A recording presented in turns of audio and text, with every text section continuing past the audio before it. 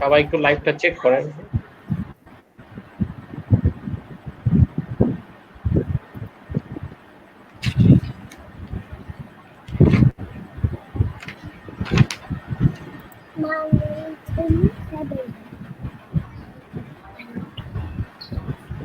আমার মনে হয় লাইভ চলে আসছে, তাই না সবাই? এটা পাবলিক করে দিচ্ছি।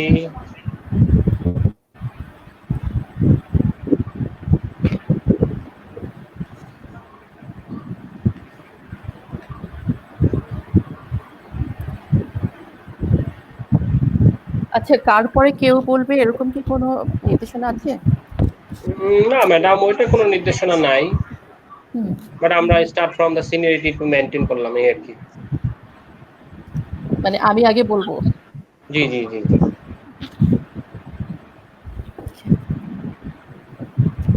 তাহলে সব সাধারণত ঠিক আছে না? মুকুল এভরিথিং মুকুল ওকে? হ্যাঁ, জি জি। মুকুল একটা ইয়ে ছিল যে সাধারণত সিনিয়ররা লাস্টের দিকে বলে, ওনারা ক্লোজিংটা করে হ্যাঁ, গোছায় হ্যাঁ, হ্যাঁ। সবকিছুতে। না না, তো সেই আমি আমার শোনো, আমি যেটা যেটা করি সবার সাথে প্রাইমারি ভাবে বলবে সিনিয়ররা, পরে আবার ওনার সাথে কানেক্ট হবে। মানে এখানে বলা মানে অনেক কিছু বলা না, 3-4 মিনিটের একটা সবার জন্য ডিরেকশন। আচ্ছা, এই জায়গাটা শেয়ার করব কোথা থেকে? লিংক শেয়ার হয়ে গেছে, এখন শেয়ার মানে যার যার চলে গেছে না, ওখান থেকে যার যার মনে হয় যাকে শেয়ার করা দরকার শেয়ার করা যাবে। আচ্ছা, wait.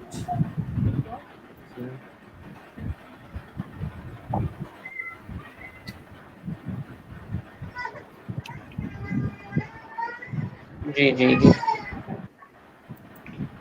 ওকে, তাহলে স্টার্ট করছি। Good morning to everyone.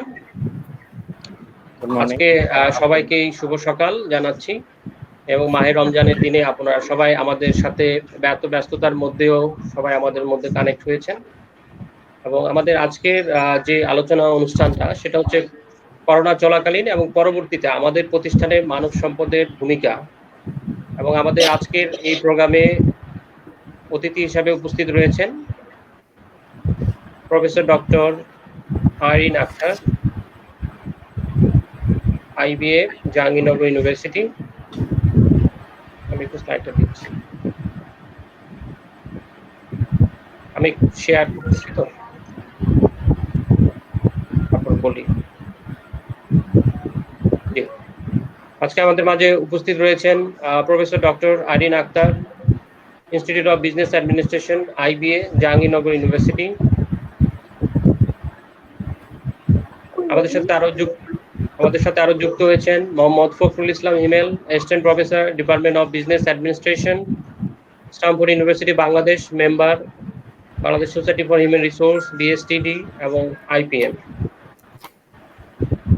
Mohammad Asif Hossain, head of HR, Summit Communication. আমাদের মধ্যে সংযুক্ত হবেন Tanzina Kabir, head of HR, Next Bangladesh. এবং আমাদের সাথে অলরেডি সংযুক্ত হয়েছেন Kazi Sufia Rumki, assistant manager, human resource at Epyllion group. সবাইকে আমি আরেকবার স্বাগত জানাচ্ছি আমাদের আজকের লাইভ অনুষ্ঠানে। মুকুল সম্ভবত আরেকজন জয়েন করেছে, ওইটাকে অ্যাড করতে হবে। Okay okay, so good morning to everyone. সবাইকে আমি ওয়েলকাম জানাচ্ছি আজকের আমাদের আলোচনা অনুষ্ঠানে। আসলে আমাদের এখন যেটা সারা ওয়ার্ল্ডে এখন একটা বৈশ্বিক মহামারী চলছে, সুতরাং বাংলাদেশও কিন্তু এর থেকে ডিফারেন্ট কিছু নেই। বাংলাদেশও চলছে, এবং এর সাথে সাথে আমাদের যত শিক্ষা প্রতিষ্ঠান, সেটা প্রাইমারি, হাই স্কুল, কলেজ এবং ইউনিভার্সিটি লেভেলে, এবং আমাদের বিভিন্ন কর্পোরেট প্রতিষ্ঠান বিভিন্ন ধরনের করোনাকালীন বিভিন্ন ব্যবস্থা নিচ্ছে, বা এই সময়ও তাদের কিছু এইচআর পলিসি তারা কিছুটা পরিবর্তন করেছে, যেহেতু আমাদের এমপ্লয়ীদের সেফটি, তাদের ওয়েলফেয়ার, এই বিষয়গুলা জড়িত আছে। সুতরাং এই বিষয়ে আজকে আমরা আলোচনা করার জন্য আপনাদেরকে অনুরোধ করব। তো আমি প্রথমে আসলে অনুরোধ করছি professor doctor Arin Akter, IBA, Jahangirnagar university. Madam, আপনি তো জানেন আসলে আমাদের যারা পাবলিক বিশ্ববিদ্যালয়ে আছি, যে পাবলিক বিশ্ববিদ্যালয়গুলো আসলে মোটামুটি গত মার্চ থেকে আসলে লকডাউন অবস্থায় রয়েছে। এবং আপনার কাছে আসলে আমার একটি কোশ্চেন বেসিক্যালি যে শিক্ষার্থীদের আসলে মানব সম্পদ বিষয়ে বিশ্ববিদ্যালয়ে কতটুকু বাস্তবসম্মত শিখতে পারছেন বলে আপনি মনে করেন, এবং এই সময় ছাত্রটা সময়টা কিভাবে কাজে লাগাতে পারে?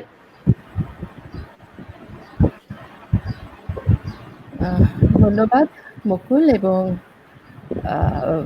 ধন্যবাদ বাকি সবাইকে যারা আমার সাথে এখানে আছেন এবং যারা দেখছেন সবাইকে। এখন আমরা যে সিচুয়েশনটা পার করছি কোভিড-19, এমন একটা সিচুয়েশন যেটা একটা অর্গানাইজেশন বা একটা দেশের জন্য না, এটা পুরো পৃথিবী। তো আমি প্রশ্নটা দেওয়ার আগে আমি আমাদের গ্রেট ডিপ্রেশন 1930 সেখানে একটু ফিরে যাই। সেই ডিপ্রেশনের সময় আমরা যা ফেস করেছিলাম, তখন দেখা গেছে যে ওয়ার্ল্ড ইকোনমি ফল করেছে। তারপরে হচ্ছে আপনার পুরো পৃথিবীর ফার্মাররা বিশেষ করে যারা আছে তারা হচ্ছে আপনার মানে পুরো পৃথিবীতে ইকোনমি ফল করে, প্রচুর মানুষ ওখানে আপনার জবলেস হয়। সেই সময়টাকে আপনার ইউএসএ যে তদানীন্তন প্রেসিডেন্ট রুজভেল্ট, তখন উনি উনি একটা থিওরি দিয়েছিলেন, যে থিওরিটা হচ্ছে 3R: রিলিফ, তারপর হচ্ছে রিফর্ম অ্যান্ড রিকভারি। তো রিলিফটাকে এই যে আমরা প্রবলেম ফেস করছি, এখান থেকে কিভাবে আমরা রিলিফ পাই, এখান থেকে কিভাবে আমরা রিফর্ম করতে পারি, কিভাবে রিকভারি করতে পারি। This is applicable for every industry. You see, আমরা যে আপনার যেখানে পড়াচ্ছি, আপনার যে প্রশ্নটা ছিল যে বিশ্ববিদ্যালয় আপনার ওরা যে শিখছে কিনা, এটাকে কিভাবে সময়টাকে কাজে লাগাচ্ছে। হ্যাঁ, আপনার হোল ওয়ার্ল্ড যেখানে ভেঙে পড়ছে, আপনারা দেখছেন যে বিশ্বের অনেক জায়গায় অনলাইন ক্লাস শুরু হয়ে গেছে, লার্নিং শুরু হয়ে গেছে। আমাদের দেশেও শুরু হয়েছে, কারণ আমাদের দেশে করোনাটা এসছে একটু দেরি করে, যে কারণে আমাদের পলিসিটাও শুরু হচ্ছে একটু দেরি করে। তো ইন দ্য মেইন টাইম আমরা দেখেছি আমাদের প্রাইভেট বিশ্ববিদ্যালয়গুলো পড়াচ্ছে, ক্লাস নিচ্ছে, সেমেস্টারও শেষ করেছে। আমরা পাবলিক বিশ্ববিদ্যালয়ে কেউ কেউ শুরু করেছি, কেউ কেউ অন দ্য প্রসেসে। কারণ আমাদের পাবলিক বিশ্ববিদ্যালয়গুলো এটা ইউজিসি দ্বারা কিছুটা নিয়ন্ত্রিত। তো ইউজিসি যখন আমাদেরকে সেভাবে আপনার নির্দেশনা দেয়, আমাদের সেভাবে কাজ করতে হয়। তো সেভাবে এখন যদি আমি বলি, অন অ্যাভারেজ পাবলিক বিশ্ববিদ্যালয়ের ছেলেমেয়েরা ক্লাস করছে না। এখন প্রশ্ন হচ্ছে তারা তাহলে কিভাবে সময় পার করছে বা কিভাবে সময়টাকে কাজে লাগাতে পারে। আপনারা জেনে খুশি হবেন যে আমাদের দেশের যে ছেলে মেয়েগুলো এখন প্রত্যেকটা টেকনোলজির কারণে মোটামুটি সবার হাতে কিন্তু একটা স্মার্টফোন আছে, এবং এই স্মার্টফোনের কারণে সবাই পৃথিবীর যে কোনো জায়গায় লিঙ্ক করতে পারছে। এবং পৃথিবীর বহু বিশ্ববিদ্যালয় আছে যারা অনলাইন বিভিন্ন ট্রেনিং কোর্স ফ্রি করে দিয়েছে, এবং ছেলেমেয়েরা সেটা করছে নিজেদেরকে ডেভেলপ করার জন্য। যদিও আপনার এই পরিস্থিতির সাথে আমরা পরিচিত ছিলাম না, কিন্তু মানুষ কিন্তু যে কোনো পরিস্থিতির সাথে একটা সময় খাপ খাইয়ে নেয়। আর আমাদের সাথেও মোটামুটি আমরা যোগাযোগ রাখছি ছেলে মেয়েদের, যে ওরা যেন যখন খুলবে তখন সেই সময়টার জন্য প্রস্তুতি তারা এখন নিতে পারে। কথা হচ্ছে বিভিন্ন সেশন তাদেরকে আমরা অংশগ্রহণ করতে বলছি, এবং তারা করছে, তারা বিভিন্ন সেশন অংশগ্রহণ করছে। ইন দ্য মিন টাইম তারা সফট স্কিলটা ডেভেলপ করছে। তো আমি হোপফুল, কারণ আপনার গ্রেট ডিপ্রেশন কিন্তু একটা সময় কেটে গেছে। আমরা 2008-9-এও একটা ডিপ্রেশন দেখেছি স্টক মার্কেট ফলের পর। তো বর্তমানের যে ডিপ্রেশন, স্ট্রেস তখনকার মতো না, কিন্তু আপনার আমরা যদি বলি মিল আছে, কিন্তু অনেক জায়গায় মিল আছে। তো সেটা যদি আমরা কেটিয়ে উঠতে পারি হোল ওয়ার্ল্ড, এইভাবে আমরা এখানেও মানে আশা করি যে আমরা এটা কাটিয়ে উঠতে পারবো।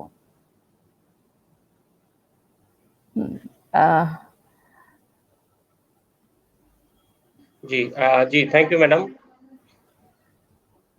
ম্যাডাম আরেকটি একটু এই কোশ্চেনের সাথে একটু রিলেটেড করতে চাই আমি, যে আসলে যেহেতু এখন চলছে ভালো, কিন্তু কথা হলো যখন আমরা এই করোনাটা রিকভার করব, সেক্ষেত্রে আপনার বিশ্ববিদ্যালয় বা আপনার প্রতিষ্ঠানে বা আপনার ইনস্টিটিউশনে কি ধরনের আসলে পলিসিটা শিক্ষার্থীদের জন্য বাস্তবায়ন করতে পারেন বলে আপনি বিশ্বাস করেন? আমি যদি এখন মাইক্রো এবং ম্যাক্রো দুটো লেভেল বলি, মাইক্রো লেভেলে ইন্ডিভিজুয়াল বা একটা ইন্ডিভিজুয়াল অর্গানাইজেশন ম্যাক্রো লেভেলে বললে একটা ইন্ডাস্ট্রি, একটা কান্ট্রি, এবং আরো একটু ম্যাক্রোতে গেলে হোল ওয়ার্ল্ড।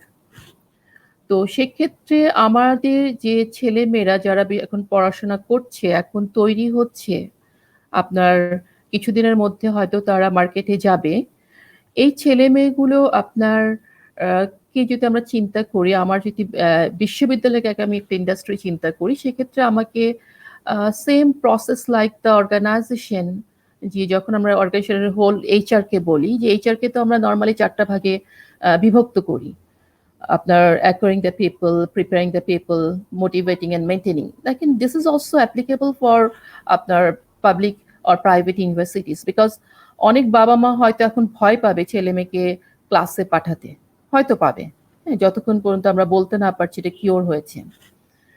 তো সেক্ষেত্রে আমাদের পলিসি চেঞ্জ করতে হবে, ডেফিনেশন চেঞ্জ করতে হবে।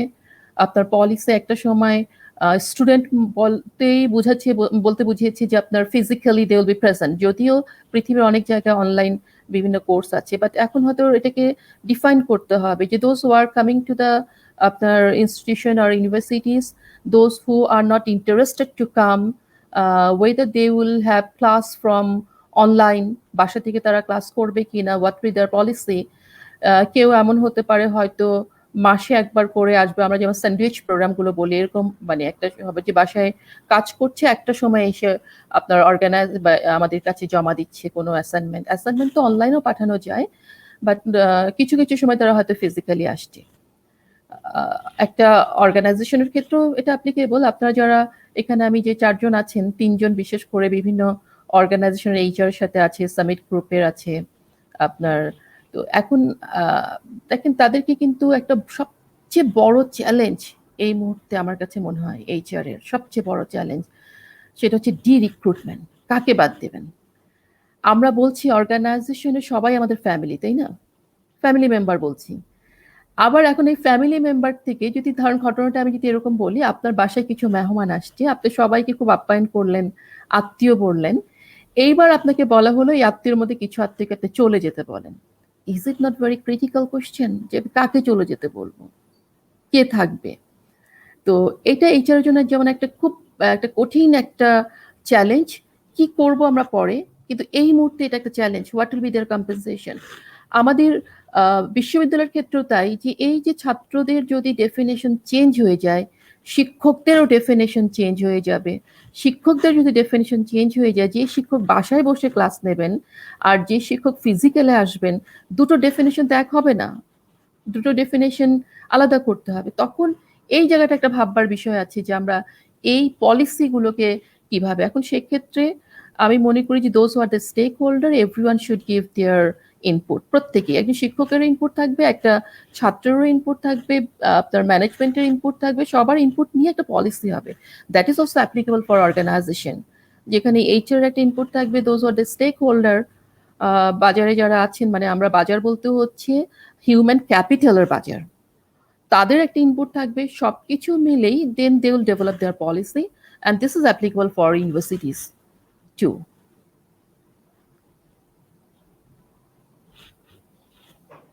জি জি, thank you madam for your nice presentation.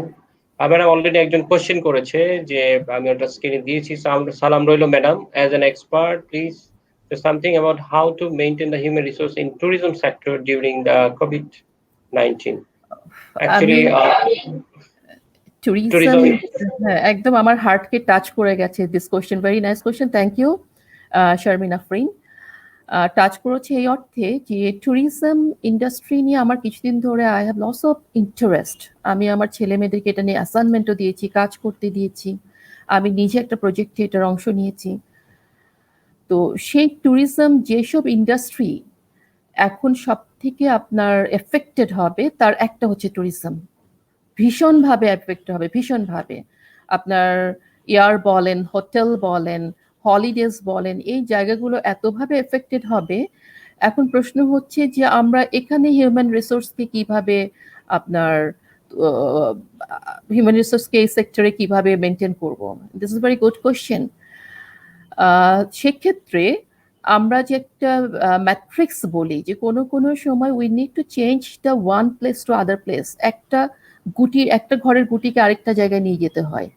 Tourism ইন্ডাস্ট্রিকে যদি আমরা ভার্চুয়ালি নিয়ে আসতে পারি, ভার্চুয়াল, যে একজন যার খুব ইচ্ছে ছিল এই মুহূর্তে আপনার তাজমহল দেখতে যাবে, মনের খুব ইচ্ছে কিন্তু সে যেতে পারছে না, তাজমহলের হয়তো একটা এমন হতে পারে ভার্চুয়াল যে ওখানে টিকিট দিয়ে ঢুকতে হবে, সো দ্যাট ওই ভার্চুয়াল তাকে সেই ফিলিংসটা দিবে যে সে ভিতরে ঢুকছে, সে প্রত্যেকটা জায়গায় দেখতে পাচ্ছে।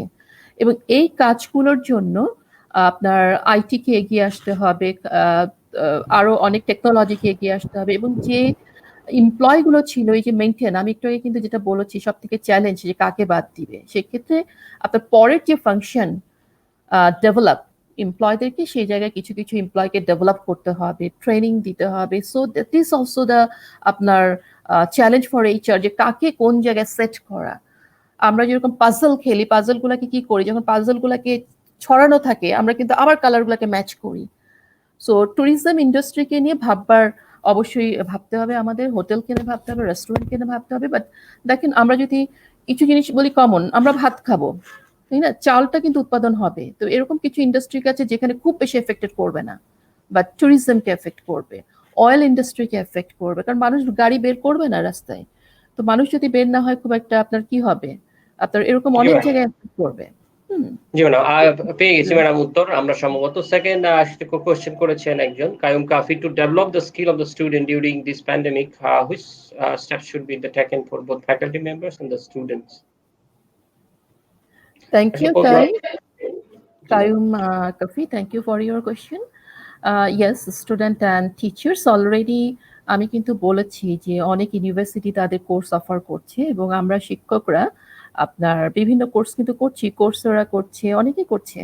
আমি নিজেও কিন্তু মানে এটা যদিও শুনতে একটু ফান মনে হবে, আমি এক্সেল অনেক কিছু ভুলে গেছি, আমি কিন্তু আবার এক্সেল প্র্যাকটিস করছি। হ্যাঁ, তো সেভাবে there lots of courses, leadership, communication, অনেক ইউনিভার্সিটি। তো টিচার্স ক্যান ডেভেলপ দেমসেলফ। আমরা এখন জানি যে আপনার পৃথিবীর যে কোনো লাইব্রেরিতে আপনার প্রবেশ করা যায় যদি আপনার এন্ট্রিটা আপনি নেন, সেখান থেকে বই পড়া। আর স্টুডেন্টদের ক্ষেত্রেও তাই, স্টুডেন্টদেরও অনেক সুবিধা আছে। তারা এই সুবিধাগুলো বলতে আমি যে কোর্সের কথা বলছি, এবং যেহেতু আমি বলেছি এখন মোটামুটি সব স্টুডেন্টদের কাছে একটা কিন্তু স্মার্টফোন আছে, সো তারা কিন্তু বিজনেস কম্পিটিশনে যেতে পারে, তারা কেস কম্পিটিশনে যেতে পারে, তারা রেগুলার এই যারা ইন্ডাস্ট্রি এক্সপার্ট আছে তাদের সাথে সেশন করতে পারে।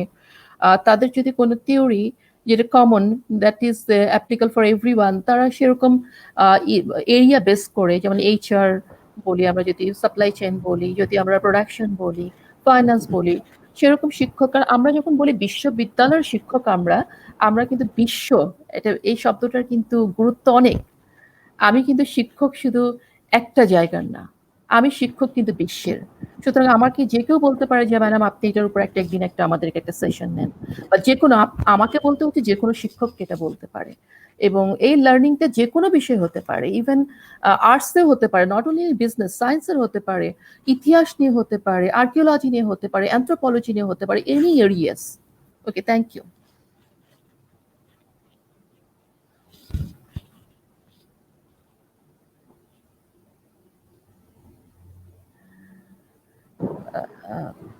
সামহাও মুকুল স্যারের কথা আমরা শুনতে পাচ্ছি না, আপনি একটু মুকুল আপনি যদি একটু বলতেন। হ্যালো মুকুল, আমরা শুনতে পাচ্ছি না আপনাকে।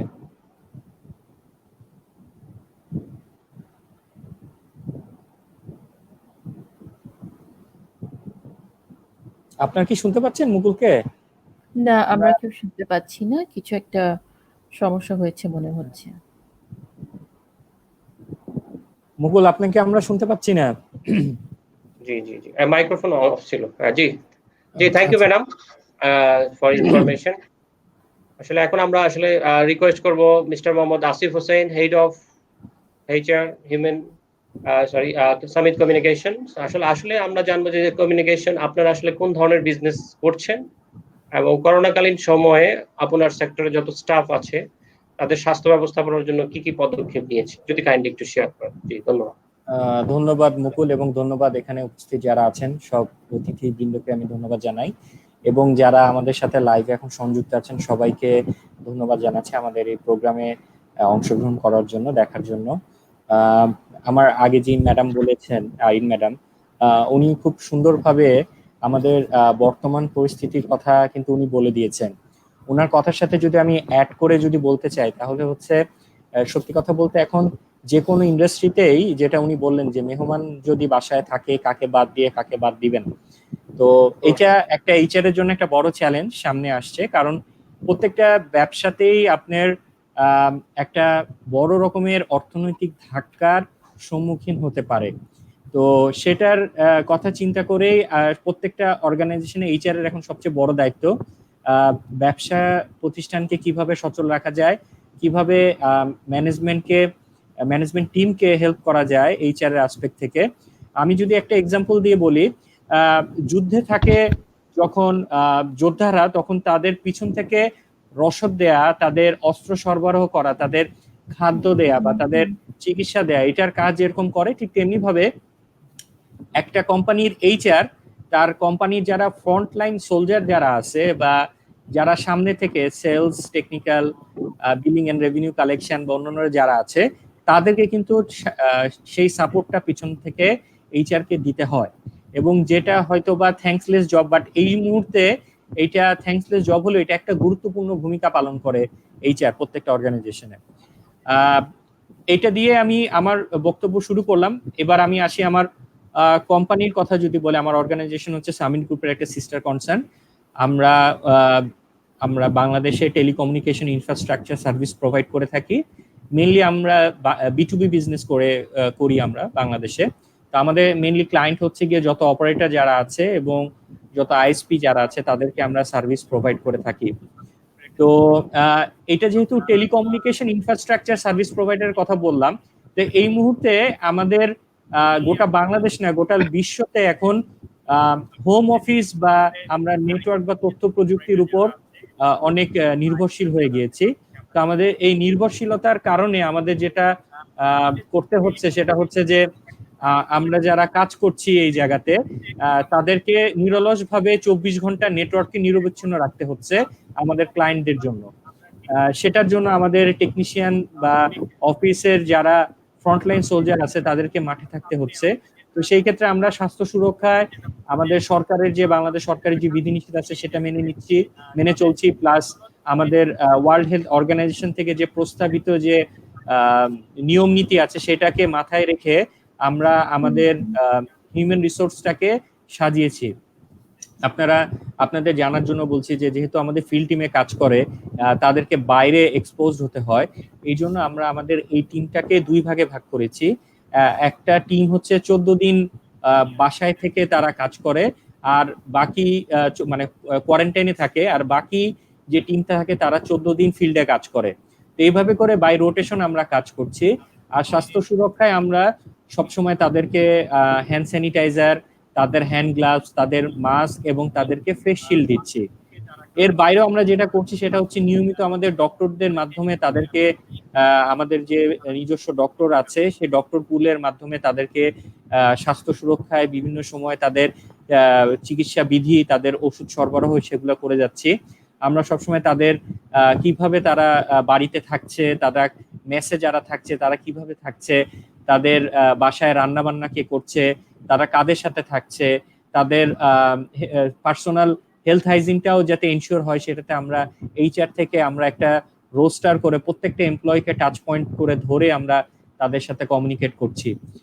এর বাইরে আমরা যেটা করছি, আমাদের একটা ট্র্যাকার আছে, এমপ্লয়ি ট্র্যাকার আছে, কারা কবে ডিউটি করছে। বেসড অন দ্যাট তাদের কোনো সিমটম আছে কিনা, সিমটম থাকলে আমাদের ডক্টরের মাধ্যমে তাদেরকে টেস্ট করানো বা তাদেরকে মোরালি তাদেরকে বুস্ট আপ করার জন্য আমরা যেটা করছি সেটা হচ্ছে আমরা এরকম প্ল্যাটফর্মের, অর্থাৎ সোশ্যাল মিডিয়ার মাধ্যমে আমাদের নিজস্ব একটা ফেসবুক গ্রুপ আছে, সেখানে আমরা বিভিন্ন সময় সাকসেস স্টোরিগুলো শেয়ার করছি। আমরা তাদেরকে এই সময়ে ভালোভাবে কাজ করার জন্য আমরা বিভিন্ন রকম ওয়েবিনার ট্রেনিং এর অ্যারেঞ্জ করেছি, সেখানে ক্রস ফাংশনাল ডিপার্টমেন্ট গুলো থাকছে। এবং নিউ নর্মাল বলে যে জিনিসটা এখন পৃথিবীতে অ্যাডপ্ট হতে যাচ্ছে, অর্থাৎ ডিজিটালাইজেশন, আমরা ওই জায়গাকে ফোকাস করছি। বেসিক্যালি টেকনিক্যালি তো তারা সাউন্ড আমরা ধরে নিয়ে তাদেরকে রিক্রুট করছি। তো আমরা এখন তাদেরকে নিউ নর্মালের বেসিসে তাদেরকে আমরা এইচআর অ্যাসপেক্টে তাদেরকে মোটিভেট করার জন্য বিভিন্ন সেশন নিচ্ছি।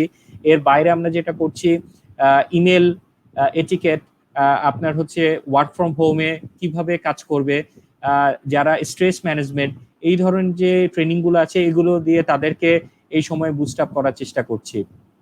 এর বাইরে আমরা যখন আমাদের অফিস ওপেন হবে তখন হেলথ হাইজিন কিভাবে মেনটেন করা যায় সেটা নিয়ে আমরা বিভিন্ন বিশেষজ্ঞদের পরামর্শ অনুযায়ী আমরা পদক্ষেপ নিচ্ছি।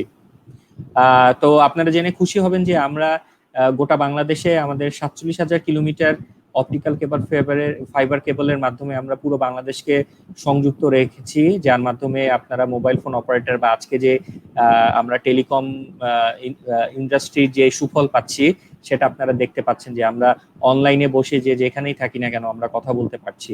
তো এটাও সম্ভব হচ্ছে আমাদের নিরলস পরিশ্রমের মাধ্যমে, এবং বাংলাদেশে টোটাল শতকরা 100 ভাগের 35% যে ইন্টারনেট ব্যান্ডউইথের যে যোগান সেটা আমরা সামিট কমিউনিকেশনস থেকে এই মুহূর্তে দিচ্ছি।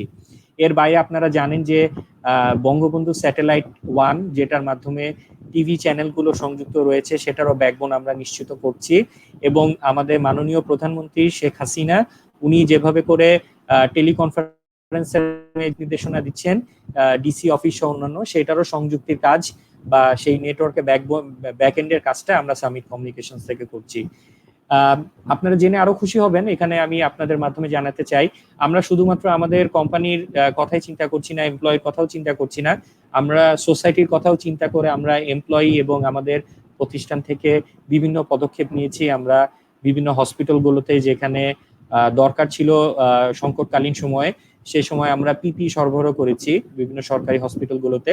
ডক্টররা তো পায়, সাথে এর সাথে যারা নার্স বা অন্যান্য ওয়ার্ড বয় যারা আছে অনেক ক্ষেত্রে তাদের কাছে ওই সুরক্ষা সামগ্রী পৌঁছায় না বা তাদের সামর্থ্য থাকে না, আমরা তাদেরকে ওই জায়গাগুলোতে আমরা সরবরাহ করেছি। এবং আঞ্জুমানে মুফিদুলের যারা আছে যারা হচ্ছে লাশ সৎকার গুলো করে তাদেরকে আমরা সেই সাপোর্টটা দিয়েছি। এবং আমরা আরেকটা প্রতিষ্ঠানের মাধ্যমে 750টি পরিবারকে 10 দিনে খাবার সরবরাহ করেছি। আমরা আরো এই পদক্ষেপ একবারই না, আরো পদক্ষেপ আমাদের হাতে আছে, আমরা এমপ্লয়ীদের মাধ্যমে এবং প্রতিষ্ঠানের মাধ্যমে আমরা সেটা সরবরাহ করে যাচ্ছি। এবং আমরা বিভিন্ন যারা সোসাইটিতে যারা আছেন, যারা হচ্ছে এই সময়ে সুন্দরভাবে মোটিভেশনের মাধ্যমে এমপ্লয়ীদেরকে বুস্ট আপ করতে পারেন, তাদেরকে আমরা বিভিন্ন আমাদের অনুষ্ঠানে লাইভ প্রোগ্রামে তাদেরকে অনুরোধ করি তাদেরকে আসার জন্য, তারা তাদের অভিজ্ঞতাগুলো শেয়ার করেন। তো এভাবে আমরা কাজে লাগাচ্ছি আমাদের সময়টাকে। এছাড়া আমরা বিভিন্ন সচেতনামূলক পোস্ট SMS আমরা টাইম টু টাইম আমাদের এমপ্লয়ি মাঝে শেয়ার করি। ধন্যবাদ মুকুল। জি thank you mister Mohammad Asif Hossain, head of HR Summit Communications, তার মূল্যবান বক্তব্য দেওয়ার জন্য। একটা যদি আমি স্পেসিফিক কোশ্চেন করেছি যে করোনার আগে অর্থাৎ পূর্ববর্তী সময়ে সামিট কমিউনিকেশন আর এখন করোনাকালীন সময়ে সামিট কমিউনিকেশনের মধ্যে ওয়েলফেয়ার বা এমপ্লয়ি সেফটির কথা যদি বলি, সেটা আপনারা কোন জিনিসটা আসলে স্পেসিফিক বলতে পারেন যে একটা বা দুইটা এটা আমরা ডিফারেন্ট ভাবে অ্যাড করেছি শুরু হওয়ার আগেই আমরা এটা ইমপ্লিমেন্ট করেছি?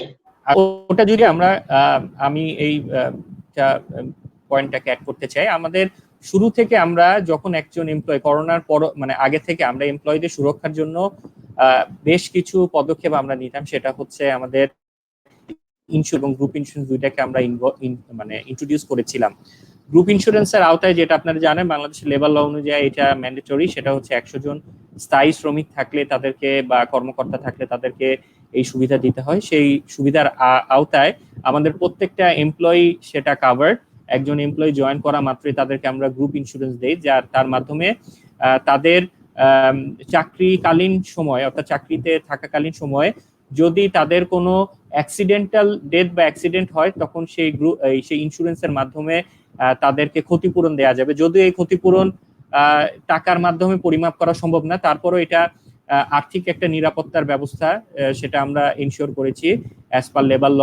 এর বাইরেও আমরা যেটা করেছি সেটা হচ্ছে হসপিটালাইজেশন ইন্স্যুরেন্স, সেটা এখনো কার্যকর রয়েছে এবং করোনাকালীন সময়েও কার্যকর রয়েছে। সেটা হচ্ছে যে কোনো এমপ্লয়ি যদি অসুস্থ হয়ে যায় বা হসপিটালাইজেশন প্রবলেম হয়, আমরা 4টা ক্যাটাগরিতে তাদেরকে এই হেলথ ইন্স্যুরেন্স বেনিফিটটা দিয়ে থাকি। একটা হচ্ছে অপটিক্যাল, সেটার মাধ্যমে তার চোখের যাবতীয়, অর্থাৎ আপনারা জানেন যে অকুপেশনাল হ্যাজার্ড সেটার হতে পারে, সেটা চোখের চশমা বা চোখ দেখানো, সেই ক্ষেত্রে আমরা সেটাকে মাথায় রেখে তাদের অকুপেশনাল এই হ্যাজার্ডটা মাথায় রেখে অপটিক্যাল ইন্স্যুরেন্স দিয়ে থাকি। আমরা তাদের ডেন্টাল ইন্স্যুরেন্সটা দিয়ে আসছি সেই একদম করোনাকালীন সময়ের অনেক আগে থেকে। এটা আমাদের গত 4 বছর বা 3 বছর, আমি এক্সাক্ট টাইমটা বলতে পারছি না, মিনিমাম 3 বছর আগে থেকে আমাদের এই প্রজেক্টটা চলে আসছে। এর বাইরে আমরা তাদের হসপিটালের যারা ভর্তি হচ্ছে তাদেরকে আমরা একটা বেনিফিট দিয়ে থাকছি, এবং আপনি জেনে খুশি হবেন যে শুধুমাত্র আমরা এমপ্লয়িকেই আমরা গুরুত্ব দিচ্ছি না, সাথে তার সাথে যারা পরিবারে যারা আছে তার স্পাউস এবং তার ম্যাক্সিমাম 2টা চিলড্রেন পর্যন্ত আমরা তাদেরকে এই কাভারেজটা দিয়ে থাকি, এবং ম্যাটারনিটি বেনিফিটও আমাদের এমপ্লয়ি যারা আছেন, আমাদের ফিমেল কলিগ আছেন তাদেরকে দিয়ে থাকি। এটা তো করোনা পূর্ববর্তীকালীন সময় থেকে আমরা দিয়ে আসছি। এর বাইরে আমি যেটা বললাম যে আমাদের ডেডিকেটেড ডক্টর আছে, আমাদের টেলিমেডিসিনের ব্যবস্থা আমরা করেছি, সেটার মাধ্যমে। মিস্টার আসিফ হোসেন, আমরা মনে হয় পয়েন্ট আপনার পেয়ে গেছি। জি, থ্যাংক ইউ। আসলে আমাদের একটি কোশ্চেনের যদি স্পেসিফিক একজন কোশ্চেন করেছে, অ্যাকচুয়ালি আমাদের একজন student, how to spend our time the social work as well as develop our personal skill in the situation. আপনি যদি একটু কাইন্ডলি বলেন এই সময় আসলে ছাত্রদের কোন ধরনের স্কিলটা ডেভেলপ করা উচিত বলে মনে করেন? ধন্যবাদ। যিনি প্রশ্ন করেছেন আবু সিয়াম সম্ভবত উনি প্রশ্ন করেছেন। জি আবু সিয়াম, জি জি। হ্যাঁ, ধন্যবাদ এই প্রশ্ন করার জন্য। যেই আমি প্রশ্নটার উত্তর দেওয়ার আগে আমি একটু ম্যাডামের কথায় ফিরে যাই, যে ম্যাডামরা যেই এখন নতুন করে আমাদের পুরো শিক্ষা ব্যবস্থাকে যখন ঢেলে সাজাতে হবে, কারণ পুরো পৃথিবীতে যে নিউ নর্মাল বলে যে জিনিসটা প্রচলিত হচ্ছে, এখন আমরা এটার সাথে এখনো যদিও আমরা এটার সাথে ওভাবে অ্যাডপ্টেড হইনি, বাট হতে যাচ্ছি। তো এই ক্ষেত্রে আমরা বলতে চাই যে জব মার্কেট একটা বড় ধরনের চেঞ্জে আসবে। সেটা হতে পারে যে যেটা উনি ম্যাডাম শুরুতে বলেন যে রিক্রুটমেন্ট, বা আমরা যদি নতুন করে সাজাচ্ছি যে আমাদের এই ক্ষেত্রে, তখন দেখা যাবে যে ফ্রিল্যান্সার যারা আছে বা যারা হচ্ছে খণ্ডকালীন কাজ করে এই সময়টাতে সাপোর্ট দিতে পারবে, এই জায়গাগুলোতে হয়তোবা আমাদের পুরো গ্লোবালি এই কাজগুলোতে একটা চেঞ্জ আসবে। তো সেই ক্ষেত্রে তখন দেখা যাবে যে যেই টপিকের বা যেই বিষয়ে পারদর্শী, তখন তাকে হায়ার করা হচ্ছে, কারণ কস্ট এবং রিসোর্সটাকে অপটিমাইজেশনের জন্য সেটা একটা বড় একটা পদক্ষেপ হতে পারে। তো এই ক্ষেত্রে আমি অনুরোধ করব যারা যেই টপিকে বা যে সাবজেক্টটা আপনার পারদর্শী বা যেটা আপনার ভালো লাগে সেটাতে পারদর্শী হন, সেটাতে আরো নলেজটাকে ডেভেলপ করেন। একটা সময় আসবে যখন দেখা যাবে যে ফ্রিল্যান্সিং বা আপনার ঘরে বসে এই কাজগুলো করে দেওয়ার বা বিভিন্ন প্রতিষ্ঠানের সেটাকে অনেক অপরচুনিটি ওপেন হবে। আমরা হয়তো বা ভাবছি যে অনেক জব কাট হবে বা অনেক কিছু হবে, হতে পারে, বাট এখন আমরা ঘরে বসে যেভাবে কাজ করছি একটা প্রতিষ্ঠানে, তখন দেখা যাবে যে আমার যে যোগ্যতা আছে সেই যোগ্যতা দিয়ে আমি বিভিন্ন প্রতিষ্ঠানে আমি সেটার সেবা দিতে পারছি। তো আমি যারা শিক্ষক যারা আছেন এবং ছাত্র যারা আছেন তাদেরকে অনুরোধ করব, গ্লোবালি আমাদেরকে কয়েকটা জিনিস মাথায় রাখতে হবে এগুলো শেখার পিছনে বা কোন জায়গাটা কাজ করব। একটা হচ্ছে গ্লোবাল ট্রেন্ড কোথায় যাচ্ছে, আমাদের বাংলাদেশের মার্কেট ট্রেন্ড কোথায় যাচ্ছে, সেটাকে একটু মাথায় রেখে আমাদের পারদর্শিতা বা সেই জায়গাটাকে স্কোপটাকে আইডেন্টিফাই করে সেটাকে ফোকাস করতে হবে। মুকুল, আমি মনে হয় আপনার প্রশ্নে মানে ওনার যিনি প্রশ্ন করেছেন তাকে মনে উত্তর দিতে পেরেছি, কারণ এই বিষয়টা অনেক ডিটেল, এত অল্প সময়ে পুরো বিষয়টাকে বলাটা একটু টাফ। জি জি জি, thank you very much mister Mohammad Asif Hossain. এখন আমি আসতে চাচ্ছি মোহাম্মদ ফখরুল ইসলাম। উনি একজন শিক্ষক এবং হ্যালো, শুনতে পাচ্ছেন আমার কথা? আসলে আমরা জিজ্ঞেস করতে চাচ্ছি মিস্টার মোহাম্মদ ফখরুল ইসলাম হিমেল, যে আপনাদের আসলে বিশ্ববিদ্যালয়ে অনলাইন ক্লাস কার্যক্রম কেমন চলছে? আমরা অলরেডি সামাজিক যোগাযোগ মাধ্যম বা নিউজ পেপারের মাধ্যমে জানতে পেরেছি যে ম্যাক্সিমাম প্রাইভেট বিশ্ববিদ্যালয়ের শিক্ষকরা বেতন পাচ্ছে না। এক্ষেত্রে আপনার কাছে কি করণীয় মনে হয়, এবং HR পলিসিতে এই সকল প্রাইভেট ইউনিভার্সিটিতে আসলে কিভাবে অন্তর্ভুক্ত হওয়া উচিত বলে মনে করেন? জি, ধন্যবাদ।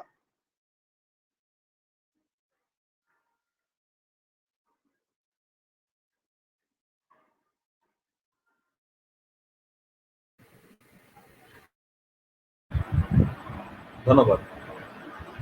আসসালামু আলাইকুম। সবাইকে আবারও ধন্যবাদ এই গুরুত্বপূর্ণ সেশনে আসার জন্য। আমার পূর্বে ডক্টর আইন ম্যাডাম, মিস্টার আসিফ, ওনারা চমৎকারভাবে আসলে বলে গিয়েছেন করোনা পরবর্তী বা করোনার সময় এবং এর পূর্ববর্তী অবস্থান। তো আপনি আমাকে যে প্রশ্নটি করেছেন সেটা হচ্ছে প্রাইভেট বিশ্ববিদ্যালয়গুলোতে অনলাইন ব্যবস্থা, শিক্ষা ব্যবস্থা এবং পাশাপাশি যে কম্পেনসেশন অ্যাডমিনিস্ট্রেশনের যে ফেলিওরটা, যেটা সামাজিক যোগাযোগ মাধ্যমে এবং বিভিন্ন পত্রপত্রিকায় আসছে। আসলে আমি যদি একটু পেছন থেকে বলি, আসলে আমরা যখন কোনো একটা ক্রাইসিসে পড়ি তখন কিন্তু আমাদের যে লোকলসগুলো আছে সোসাইটির, আমাদের অর্গানাইজেশনের, ওই জিনিসগুলো কিন্তু বের হয়ে আসে, কিন্তু এগুলো কিন্তু আসলে এক্সিস্ট করছিল আগে থেকে। তো আসলে যেমন আমি যদি অনলাইন কার্যক্রম, শিক্ষা কার্যক্রমের কথা বলি, এটা কিন্তু আমাদের দেশের প্রেক্ষাপটে বিশেষ করে বিশ্ববিদ্যালয় যদি বলি, আমি খুব পুরনো বলবো না, কারণ আমাদের দেশে অনলাইন শিক্ষা কার্যক্রম ওপেন ইউনিভার্সিটি ছাড়া খুব একটা পরিচিত না, বা সবাই হয়তো থিওরিটিক্যাল জানি, ম্যাক্সিমাম আমি আসলে ইমপ্লিমেন্ট করি না। আর যদি বহির্বিশ্বের কথা বলি, এটা কিন্তু অনেক পুরনো। এখন দেখিস অনলাইন যখন আসছে আমাদের ইন্টারনেট ব্যবস্থায়, ডব্লিউডব্লিউইর আগেই পুরো পৃথিবীতে বিশ্ববিদ্যালয়গুলো কিন্তু চিঠির মাধ্যমে কিন্তু শিক্ষা কার্যক্রম একটা ছিল, পোস্টাল। তো সেটার ধারাবাহিকতা যখন ইন্টারনেট আসলো তখন এটাকে ই লার্নিং হয়ে গেল। তো আমাদের দেশে আসলে আমরা তৃতীয় বিশ্বের দেশ হিসেবে, উন্নয়নশীল দেশ হিসেবে আমরা কিন্তু এখন ভালো করছি। তারপরেও দেখা গেছে আমাদের দেশের বিশ্ববিদ্যালয়ের শিক্ষার্থীদের মধ্যে আসলে ট্রেডিশনাল যে ফিজিক্যাল ক্লাসরুম ব্যবস্থা, সেটার বাইরে গিয়ে চিন্তা করাটা বর্তমানে হয়তো অনেকে চিন্তা করছে, কারণ আমাদের নেসেসিটি নোজ নো ল, আসলে প্রয়োজন মানে না, সেই কারণে আসলে আমরা করছি। কিন্তু আমি যদি করোনার 2 মাস আগে আমি যদি বিশ্ববিদ্যালয়কে বলতাম যে আজকে বৃষ্টি, অ্যাটেন্ডেন্স এখানে স্টুডেন্টরা কম হবে, স্টুডেন্টরা আসতে চায় না বৃষ্টির দিনে, আমি অনলাইনে একটা ক্লাস নিতে চাই, ওটা মেকআপ হিসেবে। এটা আসলে আমাদের দেশের বিশ্ববিদ্যালয়গুলো স্বাভাবিকভাবে প্রশাসন বলেন, আমার সহকর্মী বলেন, শিক্ষার্থী বলেন, আমার মনে হয় না কেউ স্বাভাবিকভাবে নিত। কিন্তু বাস্তবতা দেখেন, এখন অনলাইন ক্লাস কিন্তু একটা বাস্তবতা। এবং আমার মনে হয় আমি গত রাতেও বিভিন্ন দেশের, পৃথিবীর বিভিন্ন বিশ্ববিদ্যালয়ের শিক্ষা কার্যক্রম রিভিউ একটু দেখতে যাচ্ছিলাম, বিশেষ করে বিজনেস স্কুলগুলো। আমি ইউরোপের, আমেরিকার, ইউকের এবং এশিয়ার যে লিডিং বিজনেস স্কুলগুলো, তাদের এডমিশন পলিসি, শিক্ষা ব্যবস্থা একটু রিভিউ করলাম।